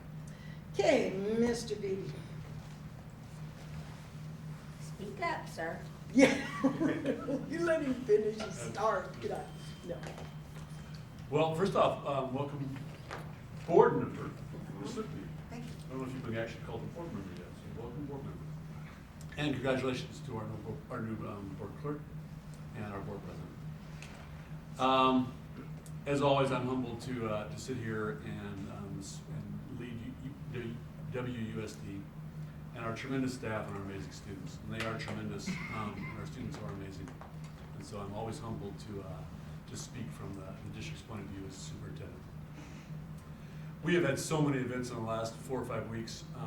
I've been to as many as I could possibly go to, from basketball games to, I haven't actually been to a wrestling match yet, but that's certainly in next on my list, but different events. Went to something over with a train, and I watched the Gloucester kids sing, and the train whistle's going off, and they're singing, and there was that, and we saw this groom's class today do a really cool rendition of the 13 days of Christmas, 12 days of Christmas? 12 days? Yeah, it was really fun. One of the young men in almost Abe Lincoln hat, he really got into his part, so that was really cool to see that.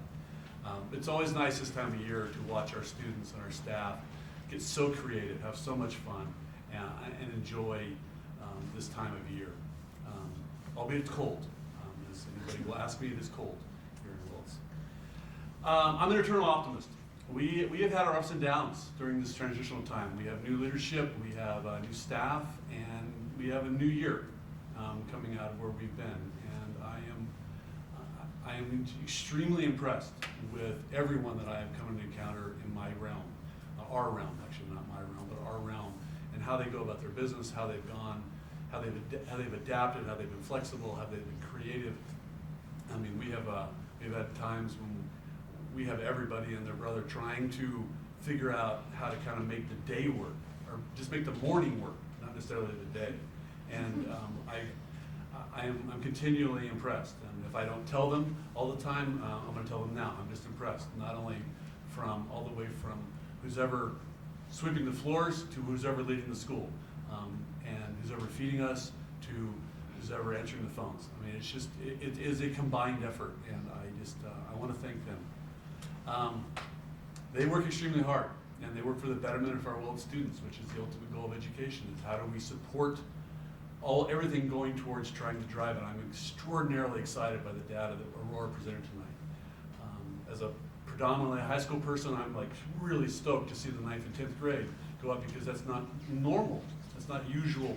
Usually it kind of flattens out, and so they went up. But the 3rd grade and 4th grade, 7th and 8th grade, I'm going to have to give Mr. Kitty a call tomorrow and go, good job, really well done. So our staff is getting it done. And any movement forward is good movement at this particular point when it comes to learning loss. So thank you, and great work on your part. As I look forward to the next part of the year, I'm hopeful that we continue moving forward, and that we create opportunities for success for our students and for our staff and for our community as a whole. And I hope that it warms up. And so I want to thank everyone, and I want to wish everyone happy holidays. Thank you very much. In case you're wondering, the first day of winter is a week away. Yeah. Is anybody who knows, is anybody that I've been around a lot, since I say I always show up, they always know me because I got this beanie on. It's always on, inside, outside. So, no, Willits is a wonderful place. I'm happy to be here. It's just cold. We're happy to have you. Thank you. Okay, well, thank you. So now we're at the action discussion item. So if there's any public comment, anyone who is out there that wishes to discuss something that is on the agenda list, or you want to pull, or you want to just wish that it wasn't Well, I want to say something. about something on the I agenda. just want to thank everybody that is here that took the time out of your busy lives to do this for our students, for our teachers, for the staff. Everybody's doing a wonderful job. So thank you, newspaper lady. Thank you, President. Rochelle, thank you. Nikki, thank you.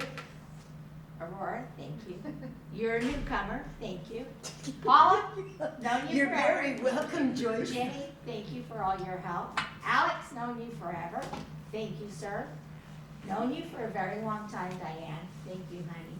Snooky, Jennifer, I've had coffee with you, shared probably a couple of meals with you, and thank you very much. And I hope you guys, and Mr. Beatty, I hope you guys have a wonderful holiday. Everybody deserves it. Everybody. So thank you guys for showing up. Thank you, Joyce. Thank you very much. We're going to put that under coming to meetings and minutes. Okay. Now, Justin, that includes you too, then. Thank you, Joyce. Good night. before we, so now we're on the consent agenda. And Paula, you have a hand up on Zoom. will I oh, I'm sorry, whose hand is, oh, Brian. Hello, Brian, do you want to speak? Good evening, everybody. Yes, I just want to also parrot everybody else and invite Jennifer Sootney to many years of improvement in our education here at Willits Unified School District. Thank you for being a part of it. And I just want to do a couple quick notes. I'm sure that they'll come up during the discussion, but I get to look over the first interim paperwork here. Before I totally start though, I would like to put a little plug that it would be nice to get the information 72 hours in advance as per the Brown Act, so we have more time to look it over. I received it, I was able to look at it on my computer at 9 a.m. this morning, and of course I work all day, and then that gives me about no time between wrestling practice and the meeting to actually do some educational research on it. So I'd like the board and the public to have a better amount of time to see it so that we can have a fruitful discussion at the next board meeting. Besides that, I would like to point out how excited I am as a negotiator and a person that is excited about improving our schools to see that we've gone from 17.4 million as the original projection to 18.5 during negotiations to now as high as 18.8 just in the LCFF funding alone, which of course represents an 8% increase, over an 8% increase from the original budget. So that's exciting. Of course, it leads me to believe that there's a lot more money than was originally thought of to make this place an exciting place to work, and therefore an exciting place for students to come to learn. And so I look forward to future discussions and working with this board. Thank you. Thank you, Brian. Anyone else have anything they'd like to, okay. Then, excuse me, we're back to letter B, no, we're not. It is, of number 15, the consent agenda. Does anybody have anything they want to say before? Okay, well then good. Will we have an opportunity to comment afterwards? Well, no, isn't that the case, that if we agree to the consent agenda, the whole thing just goes? Usually the process is we get a motion and seconded in the discussion. Okay, but what if I want to pull something off? Doesn't that do what I do that first and then? You can do it anyway. Yeah, because I'm insecure. I would like to pull off number 8. Those are the couple hundred pages worth of Is there any particular board policies that I would like to have us discuss a little more thoroughly so there's no misunderstandings when we sit and read them before we bring them up for a second reading and then consequently a vote. I had some issue with a number of them, but maybe I don't understand exactly what they're trying to say. I don't have a problem either way. Usually you would identify the ones you want pulled. Yeah, and then we could just pull them. Last time I did that, I had questions, but I had like 1 or 2 questions. This time I might have 20, and so we could do it at another time. You can pull it and you can table it. Okay, and table means it'll come up later? Well, table it means that we could For the discuss it next. Either in closed session. Okay. We could discuss it individually, one-on-one with me, or we could just table it and you can give me your ideas and revisions and we can talk about it again. There's a variety of dynamics. Can I table so that we can set up a little You would group that will sit and discuss them and not break the Brown Act? We'd have to probably discuss that a little bit deeper about your ideas Okay, on in a that, and it's closed fine, session. I'm certainly open to, whatever ideas you are, just as long as we don't obviously violate the Brown Act. Well, yeah, that's, But yeah, you can pull any one and table it, you can pull it and you can discuss it now, I don't want to okay? discuss it. So my suggestion would be then you would pull it, you table it, and then we discuss afterwards how we discuss it, so we are in compliance. Okay. Okay, well, at least number 8, I would like to pull and table. And so do I need to go through motions and voting? I didn't think so. Okay, good. You can accept the rest without number 8. Right. You have to make a motion on number 8 to pull it. To pull it. And everybody has to agree, typically. Actually, they don't, you just table it once, Okay. but you just have to just publicly state it. Oh, okay, well, I wish to publicly state that I want to pull And that I am pulling number 8 and tabling it for a future day. for a future date, at which time we'll discuss it. Now, is My anyone? microphone's on. Sorry. What happened? No, I was talking to Ms. Suki about the consent. Oh, okay, I'm sorry. No worries. So I figure 1, 2, 3, 4, 5, 6, 7, 9, and 10 are on the table for are on the agenda for consent. Does anybody think that's worth a motion? Giving me a motion to prove that agreeing with? Or if you have issues with number 9, you might say that right now. So you wish to pull all of the draft policies You're that right. are referenced in first readings on item number 8? Yes, that doesn't,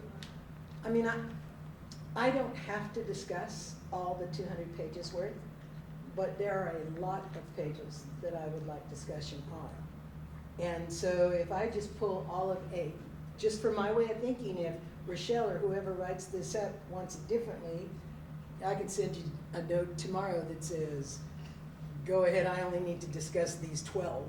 But there are a bunch of them, and I just figure out of ease, the next time they go in the agenda, you just put the whole thing in there like it was. If it's not done that way, then, okay. So when Mark Westerbrook was superintendent and I had problems with state policy regarding comprehensive sex ed, I talked with him beforehand. I went into his office and I sat down and talked with him about my concerns. And so it was pulled off of the consent agenda for the board meeting for us to discuss separately and for us to vote on separately. Yeah, no, I know that. So, And see, from my way of thinking, Jeannie, I do not believe that I am the only one with questions from number 8 here. I truly want to believe, actually I know it is true, that Mark has a number of things to do. And so if each of us who have questions stop by for an hour or 2, he loses a day of work. Of what you would figure he'd be working on things through. And I figure if, people don't want to come and discuss it at a separate little meeting that follows the rules and regulations of the Brown Act, they wouldn't have to show. And so long as no decision would be made, and so long as at least 3 of us showed up, it would be a quorum, but you wouldn't need a quorum because we're not discussing anything to vote on. Or so is my understanding of how things work. You want my suggestion? Yes, since Okay. you're involved. What I would suggest is that you pull it, obviously, Jeannie's right, Yeah. normally you would meet with me beforehand, we would discuss it, and then we would surgically take out one piece and we would approve the rest of it. In this particular situation, if it looks like you have multiple questions about multiple parts of the first reading, or, yes? It is a first reading. First reading, then what I would suggest is we pull the whole item, okay? You get back to me on those particular items, we send it out to the rest of the board. If they have issues with any of the other items, then I collate that, and then I can meet with 2 people at once.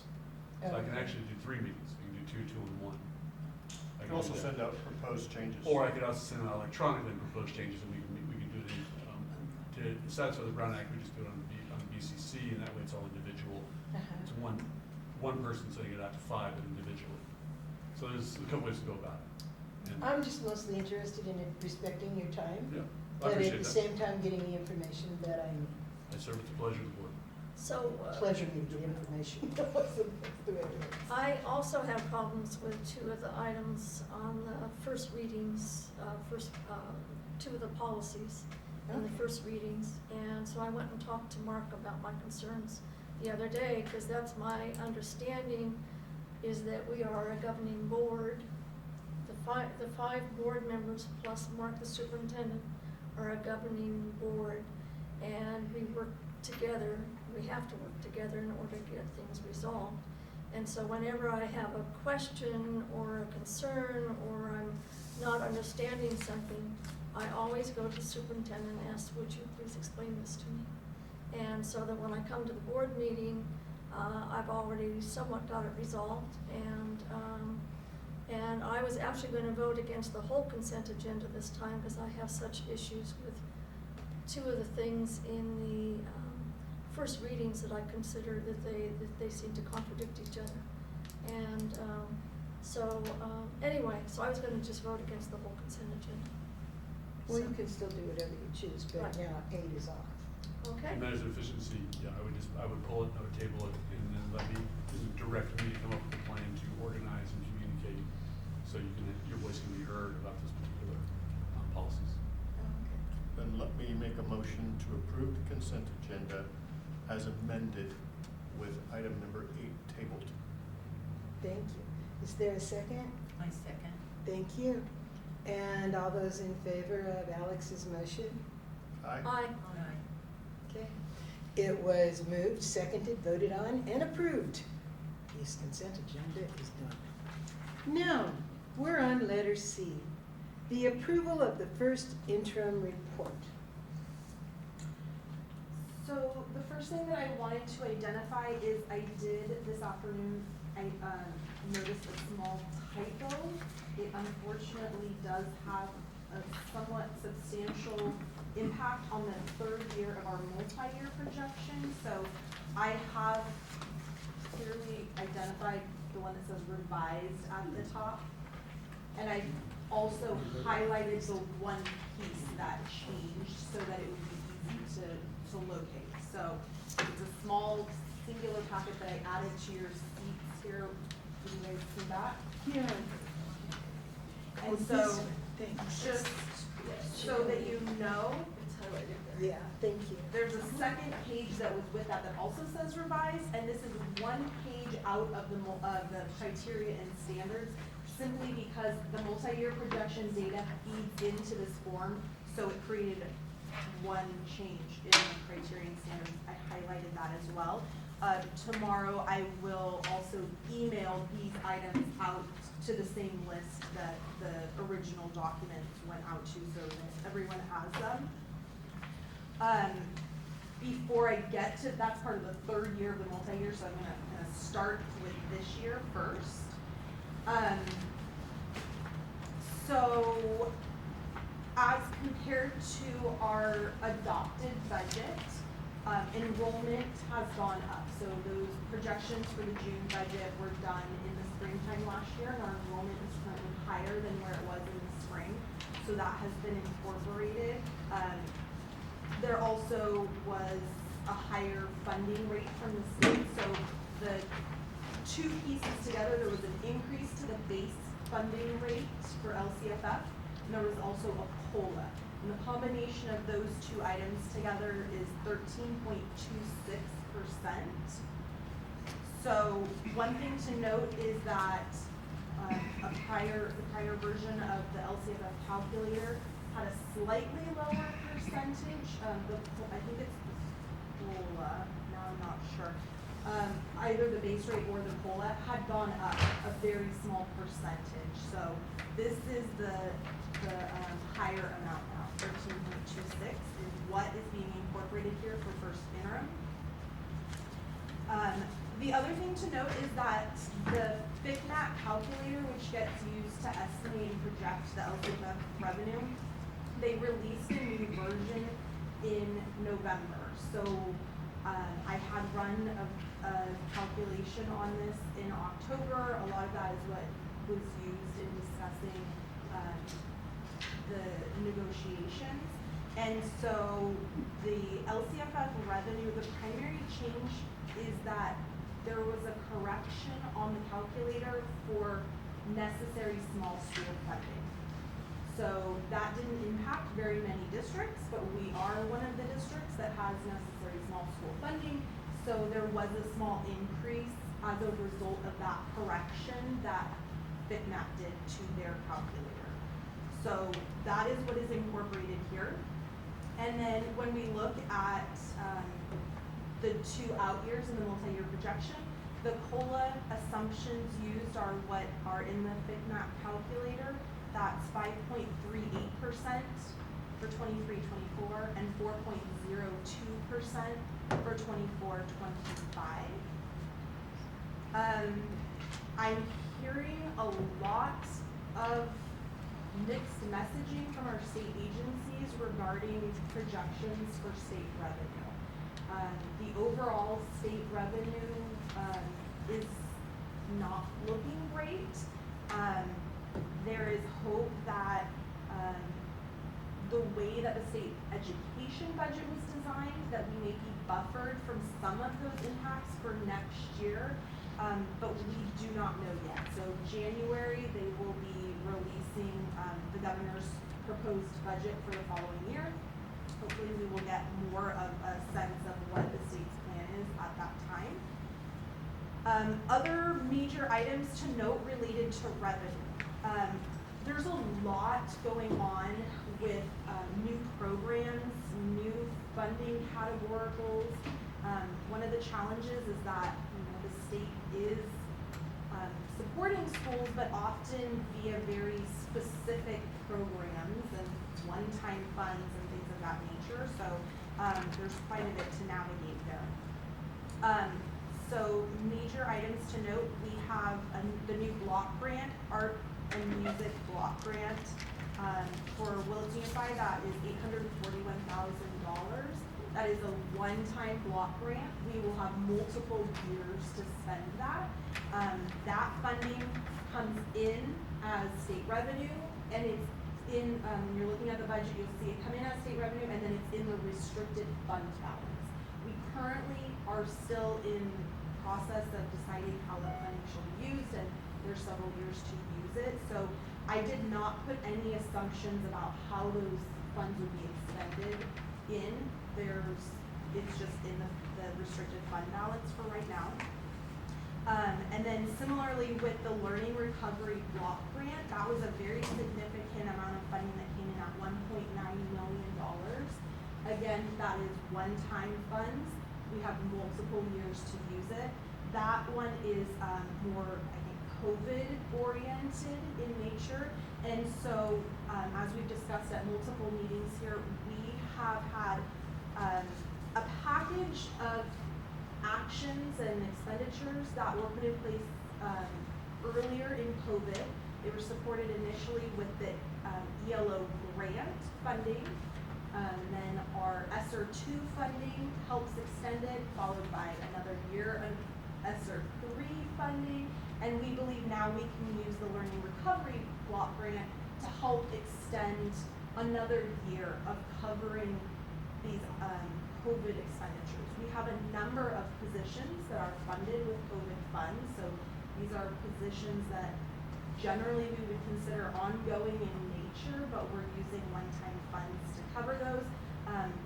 But the funding for COVID was significant, and so it was geared towards doing these interventions and helping with learning recovery. So we put in place about $1.5 million worth of expenditures that we have budgeted out still as expenditures throughout the multi-year projection, and anticipate these COVID funds supporting throughout the life of this multi-year projection.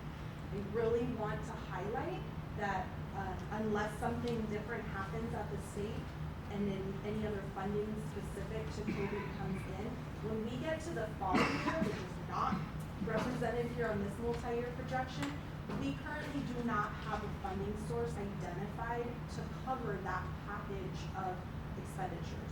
So that's really important to keep in mind that we will, as we approach that time, need to begin looking at those expenditures, making some decisions as to what will be kept, how those things will be supported in an ongoing fashion at that point.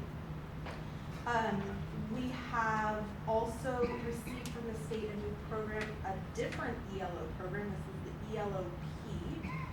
And this has been discussed, I think, here before. There's some pretty major requirements around this program involving the length of the school day, the offerings for intersessional time. It's a very huge undertaking.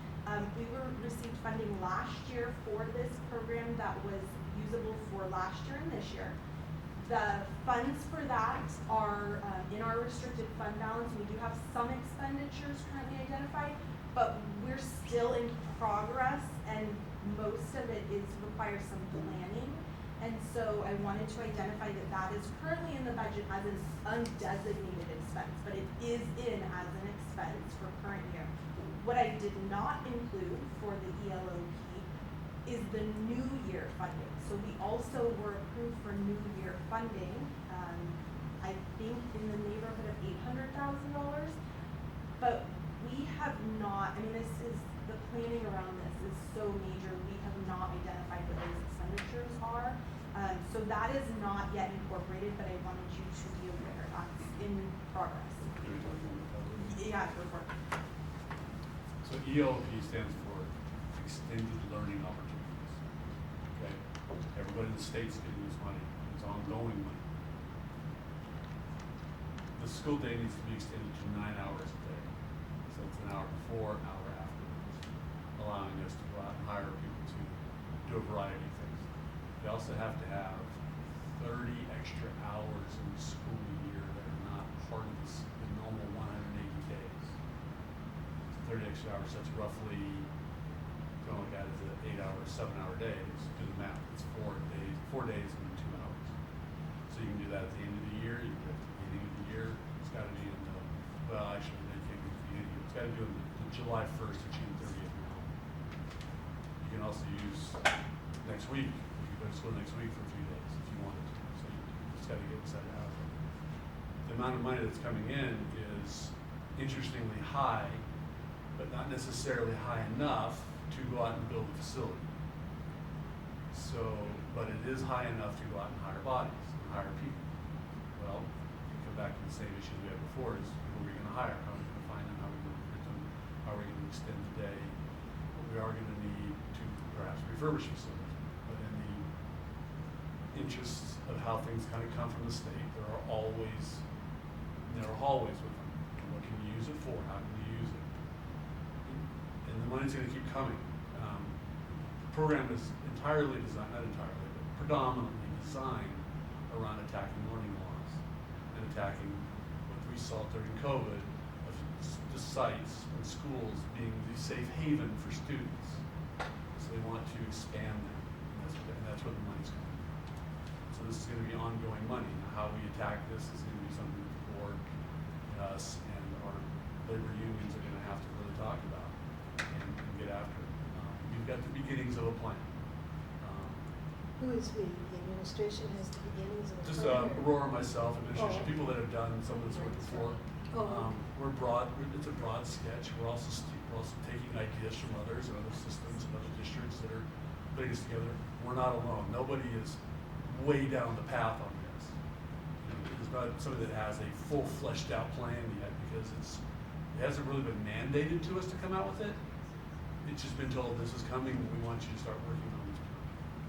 So.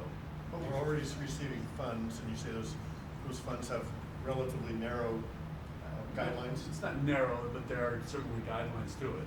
It's more than the restriction to the funds.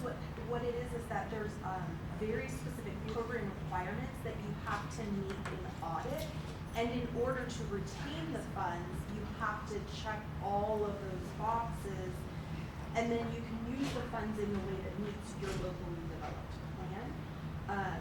But it's their kind of approach to it was sort of like, to begin with, maybe not as much with audit, but each year it's going to start getting more restrictive with the audit process.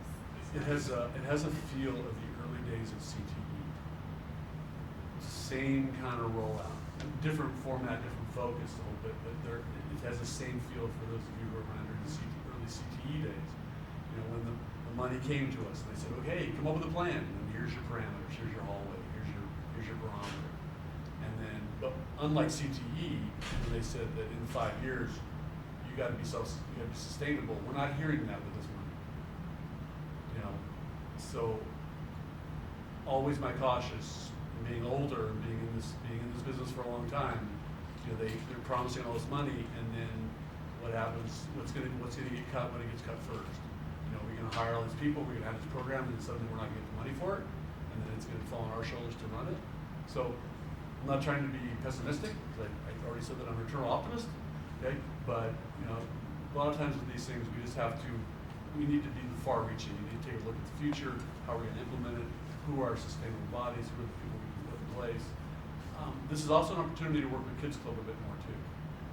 I haven't really talked to Chris too much about this, but I will be very shortly. Because if we can activate, we can use their facilities as well. And also some of our own staff. So. And these are all speculation, not speculation, these are all just ideas that we have. Right. So far, the only actual known expenditures really are around summer school. So there was a fairly robust summer school program that occurred this last summer.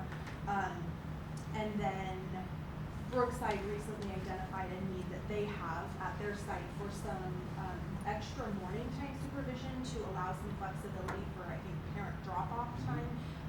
So that certainly fits within this. So we are funding a little bit of extra staff time. There's going to be a lot of sharing of information among districts with this. I mean, this is one of those programs where everybody's going to be very open about what they're doing and how they're doing it, and we're just going to, whatever adapts to your own particular area, similar size districts will band together and go, okay, what are you doing? What are you doing? How are you doing it? Okay. So I sense that's going to be the case, which is a nice collaboration among districts. And I can see this dovetailing into the next item on our budget, or on our agenda, Yes. being the budget committee playing a role in this, as well as, I mean, the other thing is, if you're worried about funding disappearing or being increased after this program's started, So, yeah, whatever you build needs to be scalable. I'm with you. Sorry, thank you. No, that's good. Thank you. So other notable items within the revenue categories, we also have the addition of the Learning Community for School Support Program, LCSSP. That is something we're doing through an MOU, like a consortium funded item with County Office of Education. excuse me, is that the little preschool they've got going on? Or is, you know, there's, No, Learning Communities for School Success, I think is what it's called. it's not for the little preschool agers? It's not. So Oh. it actually, it's funding that came in from a state initiative where they made some changes within the criminal justice system that freed up some funding at the state level, and it was directed towards schools to primarily focus on things like outreach, attendance issues, social work, things like that. So we're getting about $60,000 for that, and I think do you want to share about that, or do you think that also dovetails into like budget committee or? I mean, everything but is budgetary things are going to go in the budget committee. That's going to be an ongoing educational process. This initiative is primarily designed for large metropolitan urban systems who had significant chronic attendance problems, chronic absenteeism. You have students that are going in and out of juvenile hall, high at-risk students, not necessarily the foster students who haven't been identified under the kid evento as being fostered. So that's kind of what it was designed for. The LA's, the San Jose's, the Oakland's, the San Rafael's, the larger systems where you're trying to get those kids back into the site and keep them at the site, or find placements for them, or find different varieties for them. We're going to get this money, and we have some students that fit this model, and we'll be attacking them with what we're going to attack them with, and how we're going to go about that. Again, it's somewhat building the plane while we're flying it as we get the money. So we've had that money before though, right? Or this is There was new? there was an earlier version, and at that time it was a more significant amount of funding, I believe. Didn't it help fund a therapist? It that came did, here? and then that funding ended, and we incorporated that position into other funding plans within the Right. district. And so, because this is for 1 year and it's not a real significant amount, I personally don't think that would be the recommendation to like shift that position again, because we would still need to cover it in the future.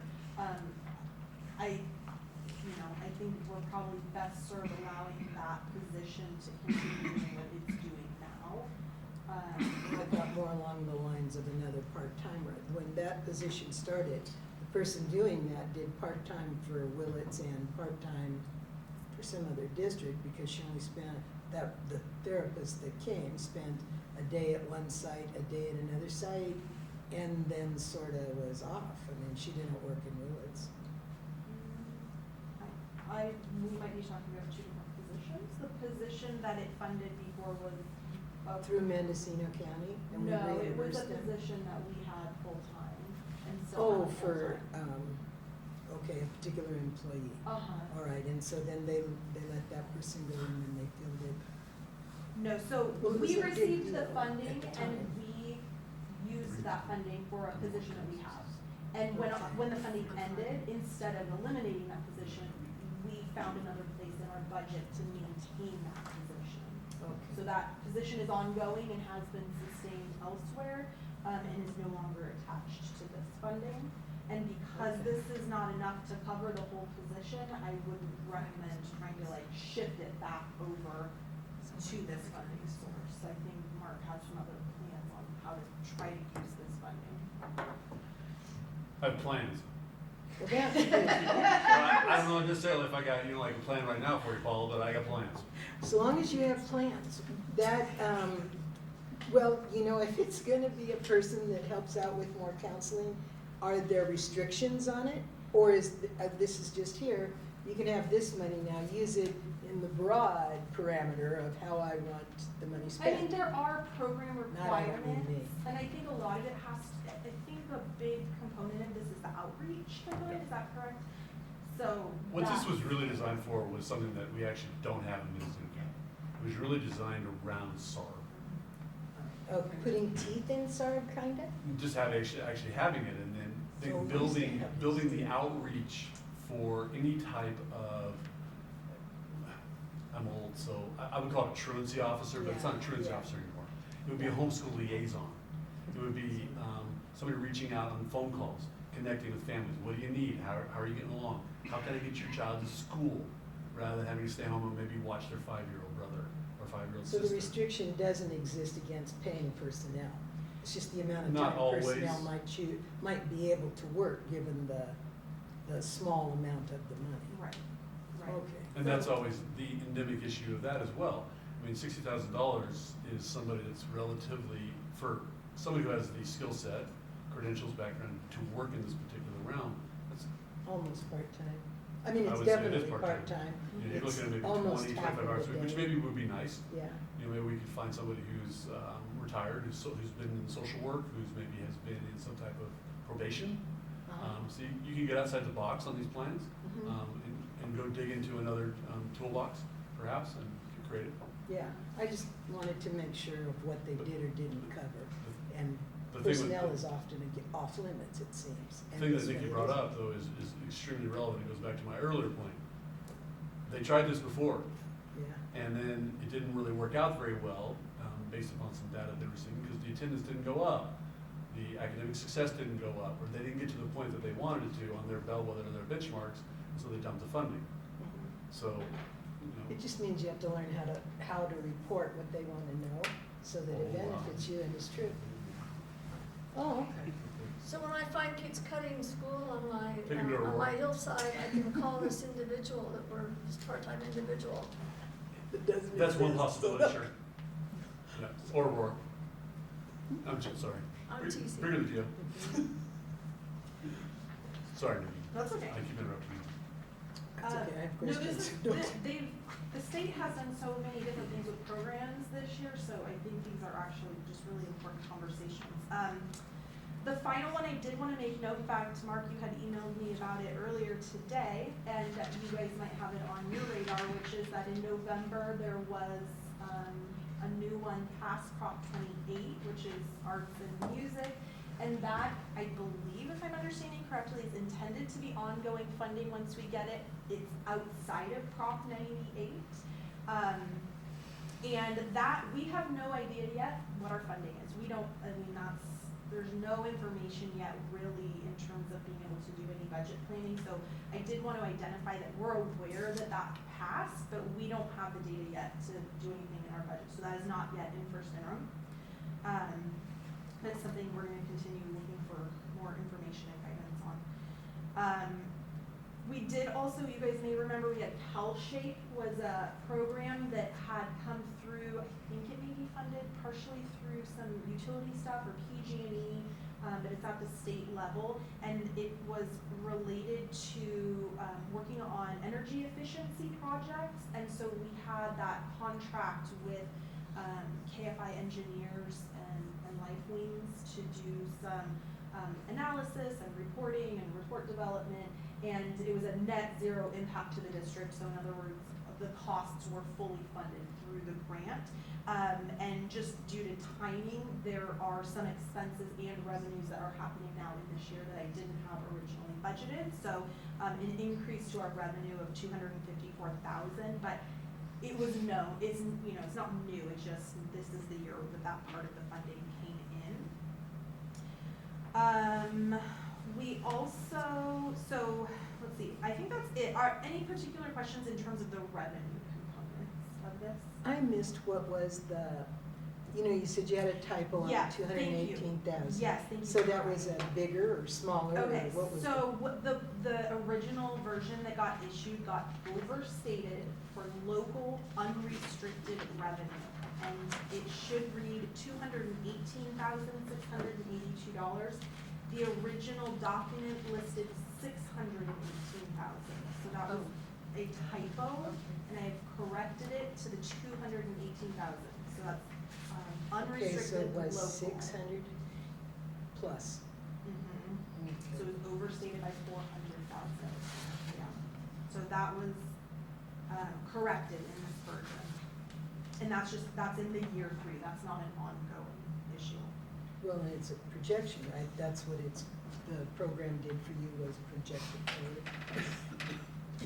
That is, the projection is based on what we are looking at that we could get funded for that year. Okay, and it comes from the year before and the year before that, right? Isn't that I mean, it projected? depends on the funding source. I mean, we look at each of the funding sources and we look at what our anticipated revenue is for each of the 3 years for each particular one. So it depends on the funding source. Well, I guess what I'm getting at is it just sort of stays in line with the other years.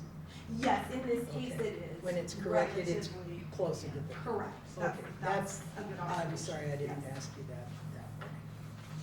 Then the other one where it's here for on the other page where it is the Related. 14, yeah. So The what I revenue. did is I updated the criteria and standards. What changed there, yes, is this number is restricted and unrestricted together, which is why it's a different number than you're seeing on the multi-year. So but that number is part of the 1450, the 1,000,000.4. It sits within that. So the first version you received was overstated, and it had a higher percentage. It showed it as like 37%, right? Like, because it was that's showing how it was compared to the budget adoption. So this is the corrected, the highlighted orange version is the Yeah, correct. which is closer in line with the one before, if Exactly. that makes sense. Correct. I'm just trying to figure out how that error kind of pops up. It comes from the program, right? No, Or did it's- somebody just type the wrong number by I accident? typed the wrong. Oh, it I'm was a- sorry, it was a I didn't really get it. typo. Oh, Yeah. okay. Yeah. Well, yay, I understand, sorta. Any other revenue specific questions? I am really glad to see that the numbers are better adjusted, from what you had information on from before. Because from my way of thinking, those big differences make a big difference, and it's like over $1 million. And so I'm really glad that was caught and brought up into this now. And I do have to sort of agree with Brian. I was lucky that I could pick it up this morning, but normally it's really hard, to go through, pay attention to what you should know, and then come here and act prepared, when it seems to just be a long time coming sometimes. So thank you. That helped me out at least. On the expenditure side, I did make some adjustments for the inflation that we are experiencing. I think that with the CPI just needed to be higher for materials and services. That doesn't have an impact on, too much of the budget, but it is a factor, and it was something that I think needed to be incorporated. In addition, for the out years in the multi-year, 4.5% is the number that we went with for year 2, and then 3% for year 3. So that's just based on what I've been able to, I'm kind of getting a range, when I look online, I'm kind of seeing recommendations anywhere from like 3 to 5 for next year, so we kind of went in the middle. And then my understanding is it is supposed to start leveling off a bit after that and come back into a slightly more normal range for the CPI numbers. I did update obviously all positions for, you know, salary schedule placements for new employees, vacancies that were through this point in the year. We have an additional custodial and grounds now in the budget, and there was one elementary teacher that had been budgeted, I think because there was still a lot of unknowns around the implementation of the universal TK program, and so that ended up not being needed in this year. That has been removed.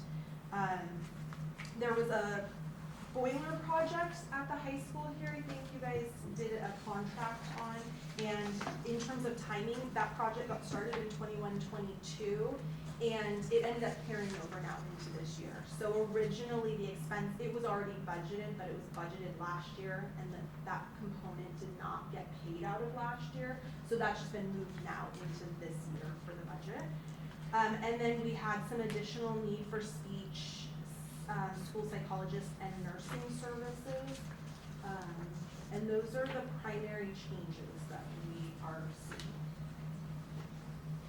Aren't some of those contracted with outside agencies that, where the services are delivered online or by somebody coming to the district from?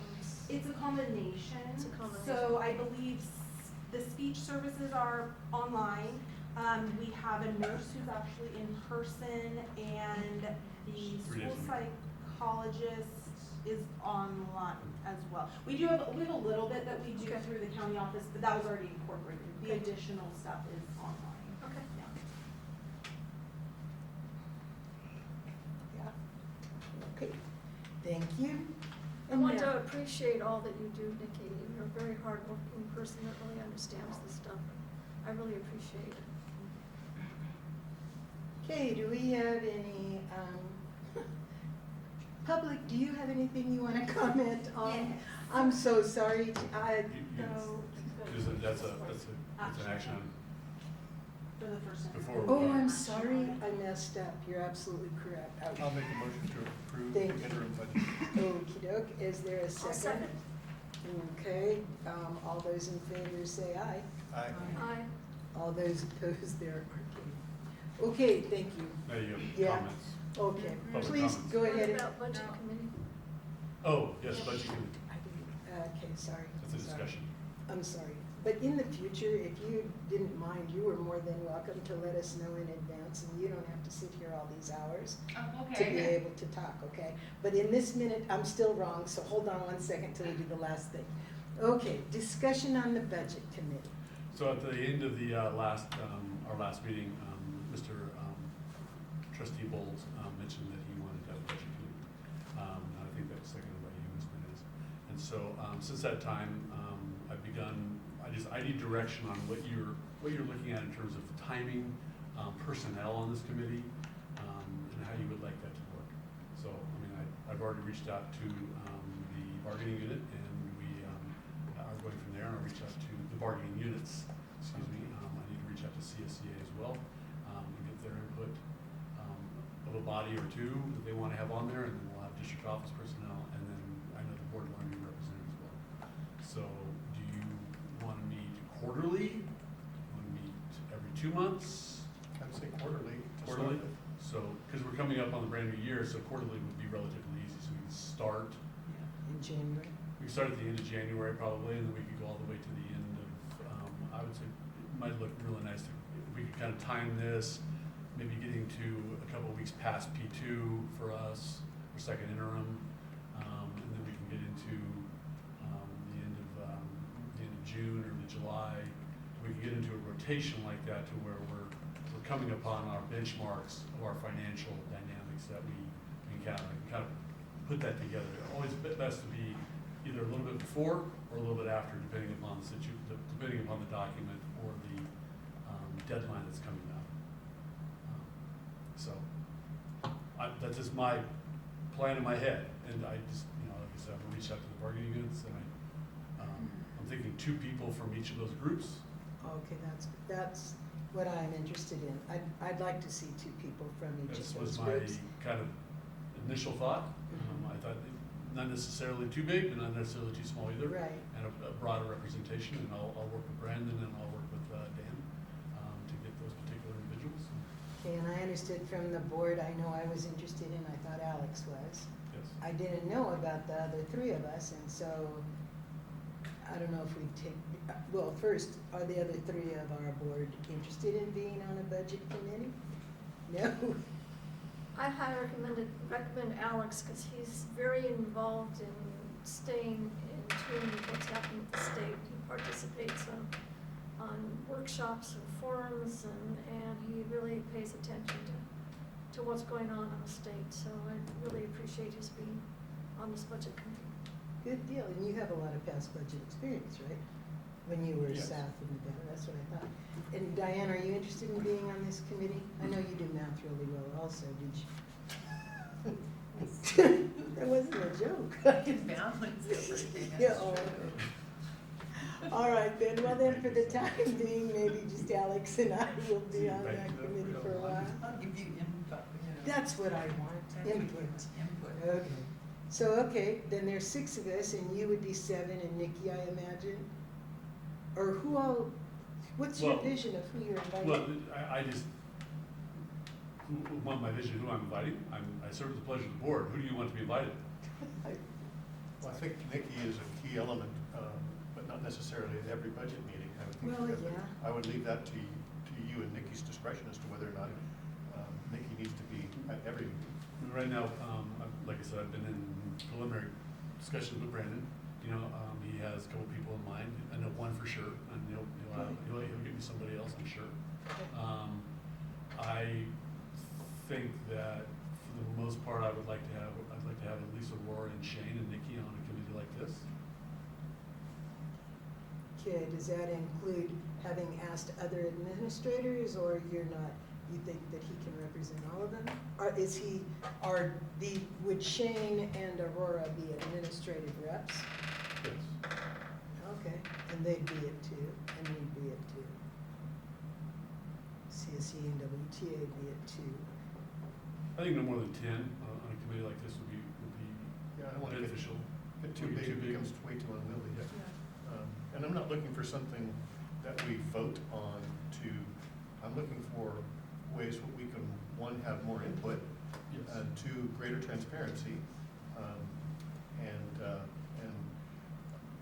basically be able to see where the money's coming from, where the money's going, and talk about priorities with respect to where we're trying to go as with respect to the budget. I'd like to think about this in a year-long fashion, and also in a cyclical fashion as well, far-reaching. What are we looking at for each of those quarters, and what are we looking at in relationship to the entire year, and then what are we looking at for 3 to 5 years?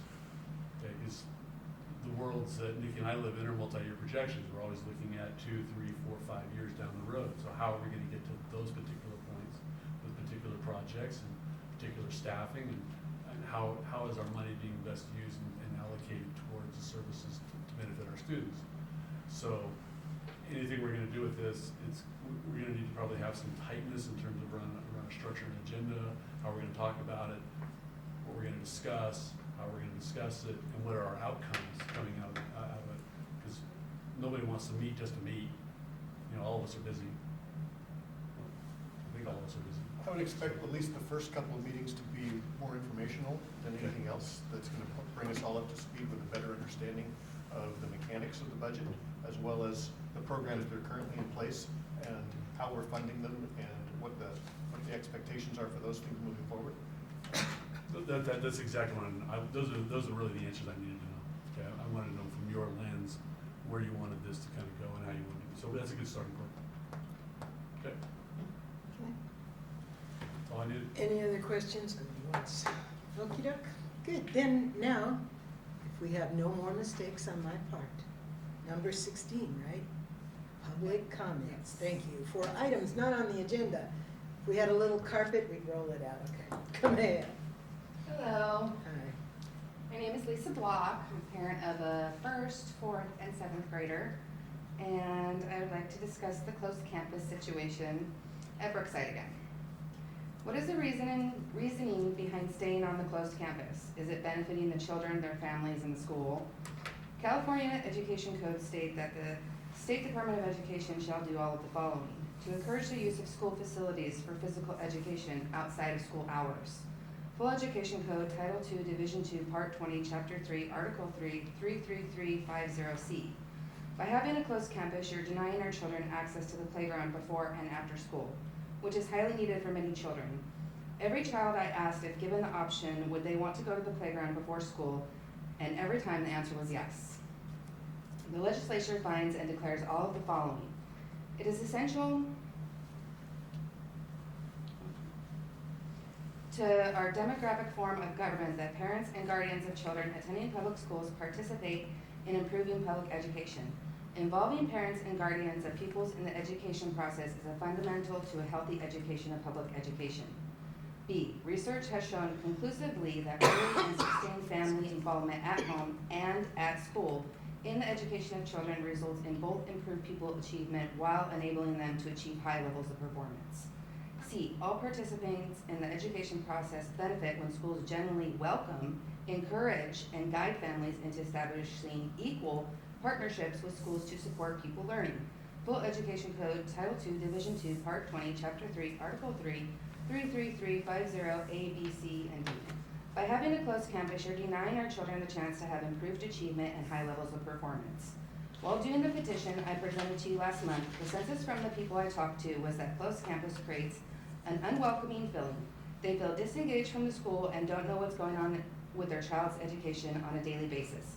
They do not like to communicate solely with the teacher through an app. Please open the campus. The other issue over at Brookside is the no food policy.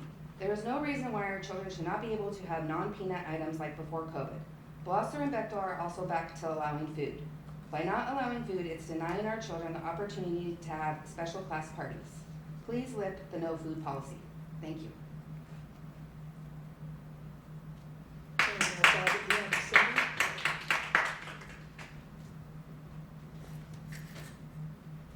Thank you. All right, so now we are on 17. Okay, items for the next regular board agenda.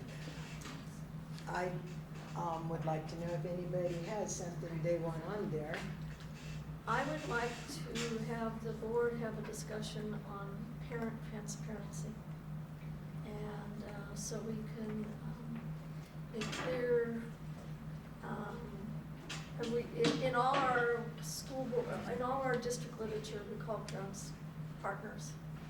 And I am concerned, two of the policies that were in our first reads, to me they contradict each other, and I feel strongly about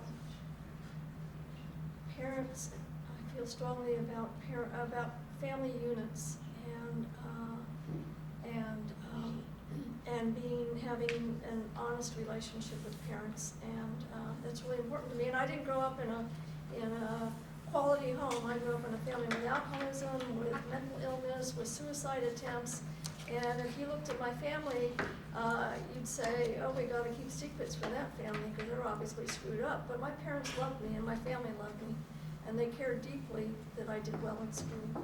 And I really do not believe, and I really am deeply concerned about maintaining transparency with families and with parents. It's an issue you're going to hear from me for the next 4 years, so be prepared. Okay. We get a point of clarity on that, Ms. King. So we would have that as a discussion item in relationship to the tabled items that were pulled from the consent agenda? we could use that as a starting point or as part of our discussion, but, I guess I'd really like to know what's already in our policies in relationship to parent transparency and parent communication. And, what's in place already and how we can clarify, how we can confirm. I think part of what bothers me when I look at these policy items is that one of the policy items is asking us to require staff to not be honest with parents. And, you know, that kind of stuff bothers me. To me, it's not where we should be at, so, as a school community. I couldn't identify which policy it is, but there's a policy that identifies a whole laundry list of things that we are required to notify parents of. Everything from non-discrimination to complaint resolutions and so on and so forth. And much of it is on our website and required to be on our website. Well, not all is required to be on the website. But is that really communication? I know that parents have to sign that thing at the beginning of the school year but do they really, is that really communication? So, Agreed. I understand exactly what you're talking about. The question is do we need more outreach is what you're suggesting? I think we need to clarify our communication with parents and how to better communicate with parents as to what we can do and what we can't do by state law. Does that eliminate the need for a, I'm sorry, I didn't see. Oh, no, that's okay. As a social worker, and did the work for 28 years, it gives me concern because there's an assumption being made that all parents have their children's best interest at heart, and that's not necessarily the case with the families that I work with and the families that are in the school districts, because those are the same people. If you have a family where there's been domestic violence and the family's hiding from one parent, and that parent comes to the school and says, I want to know their address and I want to know this about them and that about them, giving that information could cause imminent or put the kids in imminent danger of harm. So, and in terms of the issues that we were talking about earlier today, the youth in that particular scenario have the right to privacy, which it can be gotten around by going to court and asking for records to be opened up. But there's specific things put in place to keep kids protected. So I just wanted that to be clear to everybody. It's not something that's just decided on willy-nilly. Thanks. I mean, in a nutshell, we're guided by state law on what we can and can't disclose. I know that what Jeannie's talking about is the two policies in the first read that appear to contradict one another with respect to, on one hand, it says we're supposed to, parents have a unilateral, absolute right to all that information about their students, whereas we have other policies that say certain things can be kept or will be kept secret if the child wants it that way. Clearly, those things are in conflict, so we need some direction with respect to that. And I just really feel that we need to clarify with parents what we're required to by the state to keep hidden or to keep non-transparent. And I get that. The part of the puzzle I'm struggling with is how do you propose to do that? Do you have something in mind with respect to how to communicate that to the parents? I don't know. I think this would be a great discussion at our next board meeting, as we put it on the agenda, because we're having the discussion almost right now. Right. And so I think that would be a great discussion to have on an agendized format. Yeah, I just wanted the question out there so that we all have an idea of what to be thinking about. That'd be my suggestion. Okay, I also, does anyone else have something they'd like to see on the agenda? Okay, well, I have one that I'd like to have discussed is the procedural discussion. our board meetings do not follow Robert's rules. They sort of skirt around them, but we definitely don't strictly adhere to them. I'd really like it if we could make a poster chart, a chart poster, whatever those are called. You know, we have the lines on it. Flow chart. That's a good word, a flow chart that has, you know, like people have 5 minutes apiece to talk if they have something to say, and this is the way to get to it. And if you have, it doesn't matter because the lady left, but if you have something that's going to take you 5 minutes or whatever to say, and you've sat here for 2 hours already, we should be aware. To me, that's really bad manners. And so I just like a kind of a little set of rules that, you know, we're going to be respectful, no one gets to interrupt. And, you know, I know about that. I'm impulsive sometimes. And so we just need something where everybody knows this, excuse me? Visuals are handy, but, I mean, visuals probably because we don't always have the same people at board meetings, okay? And so for us to spend next time saying, here are the rules we were talking about, we're gonna start acting like this, or maybe we've done it, but we haven't really. So now this is your clean slate, let's do it straight. And then all of a sudden, you know, the same people aren't there. It doesn't help. But if we just post a thing, you can say, oh, you have something to say? Well, you'll get 5 minutes or 3 minutes or whatever you're gonna get, you know, and it'll just be a lot more consistent. It won't be a matter of, oh, I know this guy. They have more to say, leave them talk.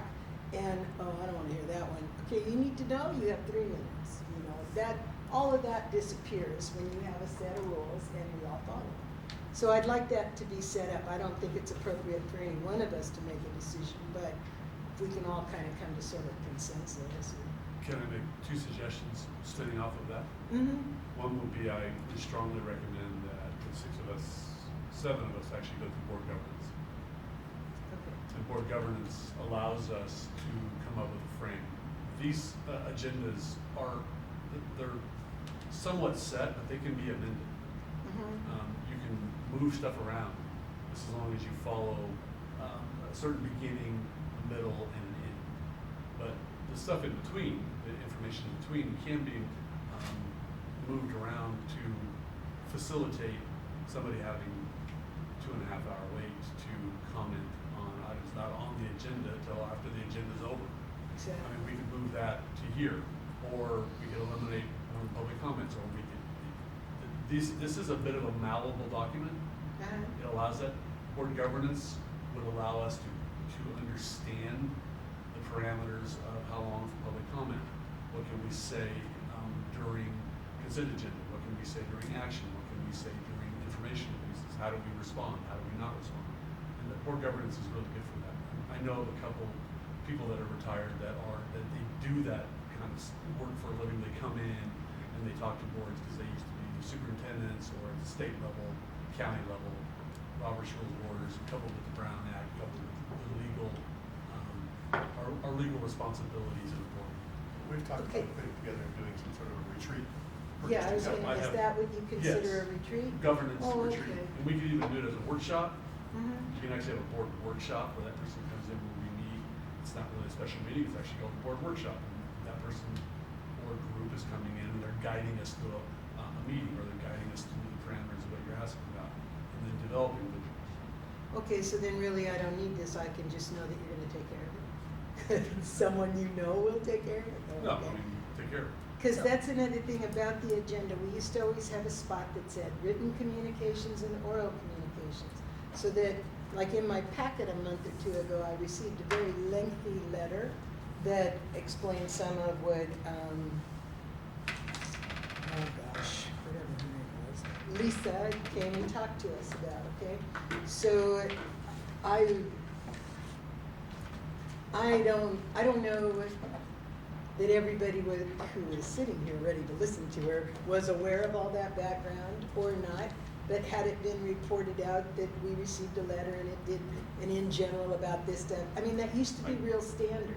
I can put that all together. Oh, well, okay, I don't really mean to give you extra chores, but I would appreciate it. So I'll make a word.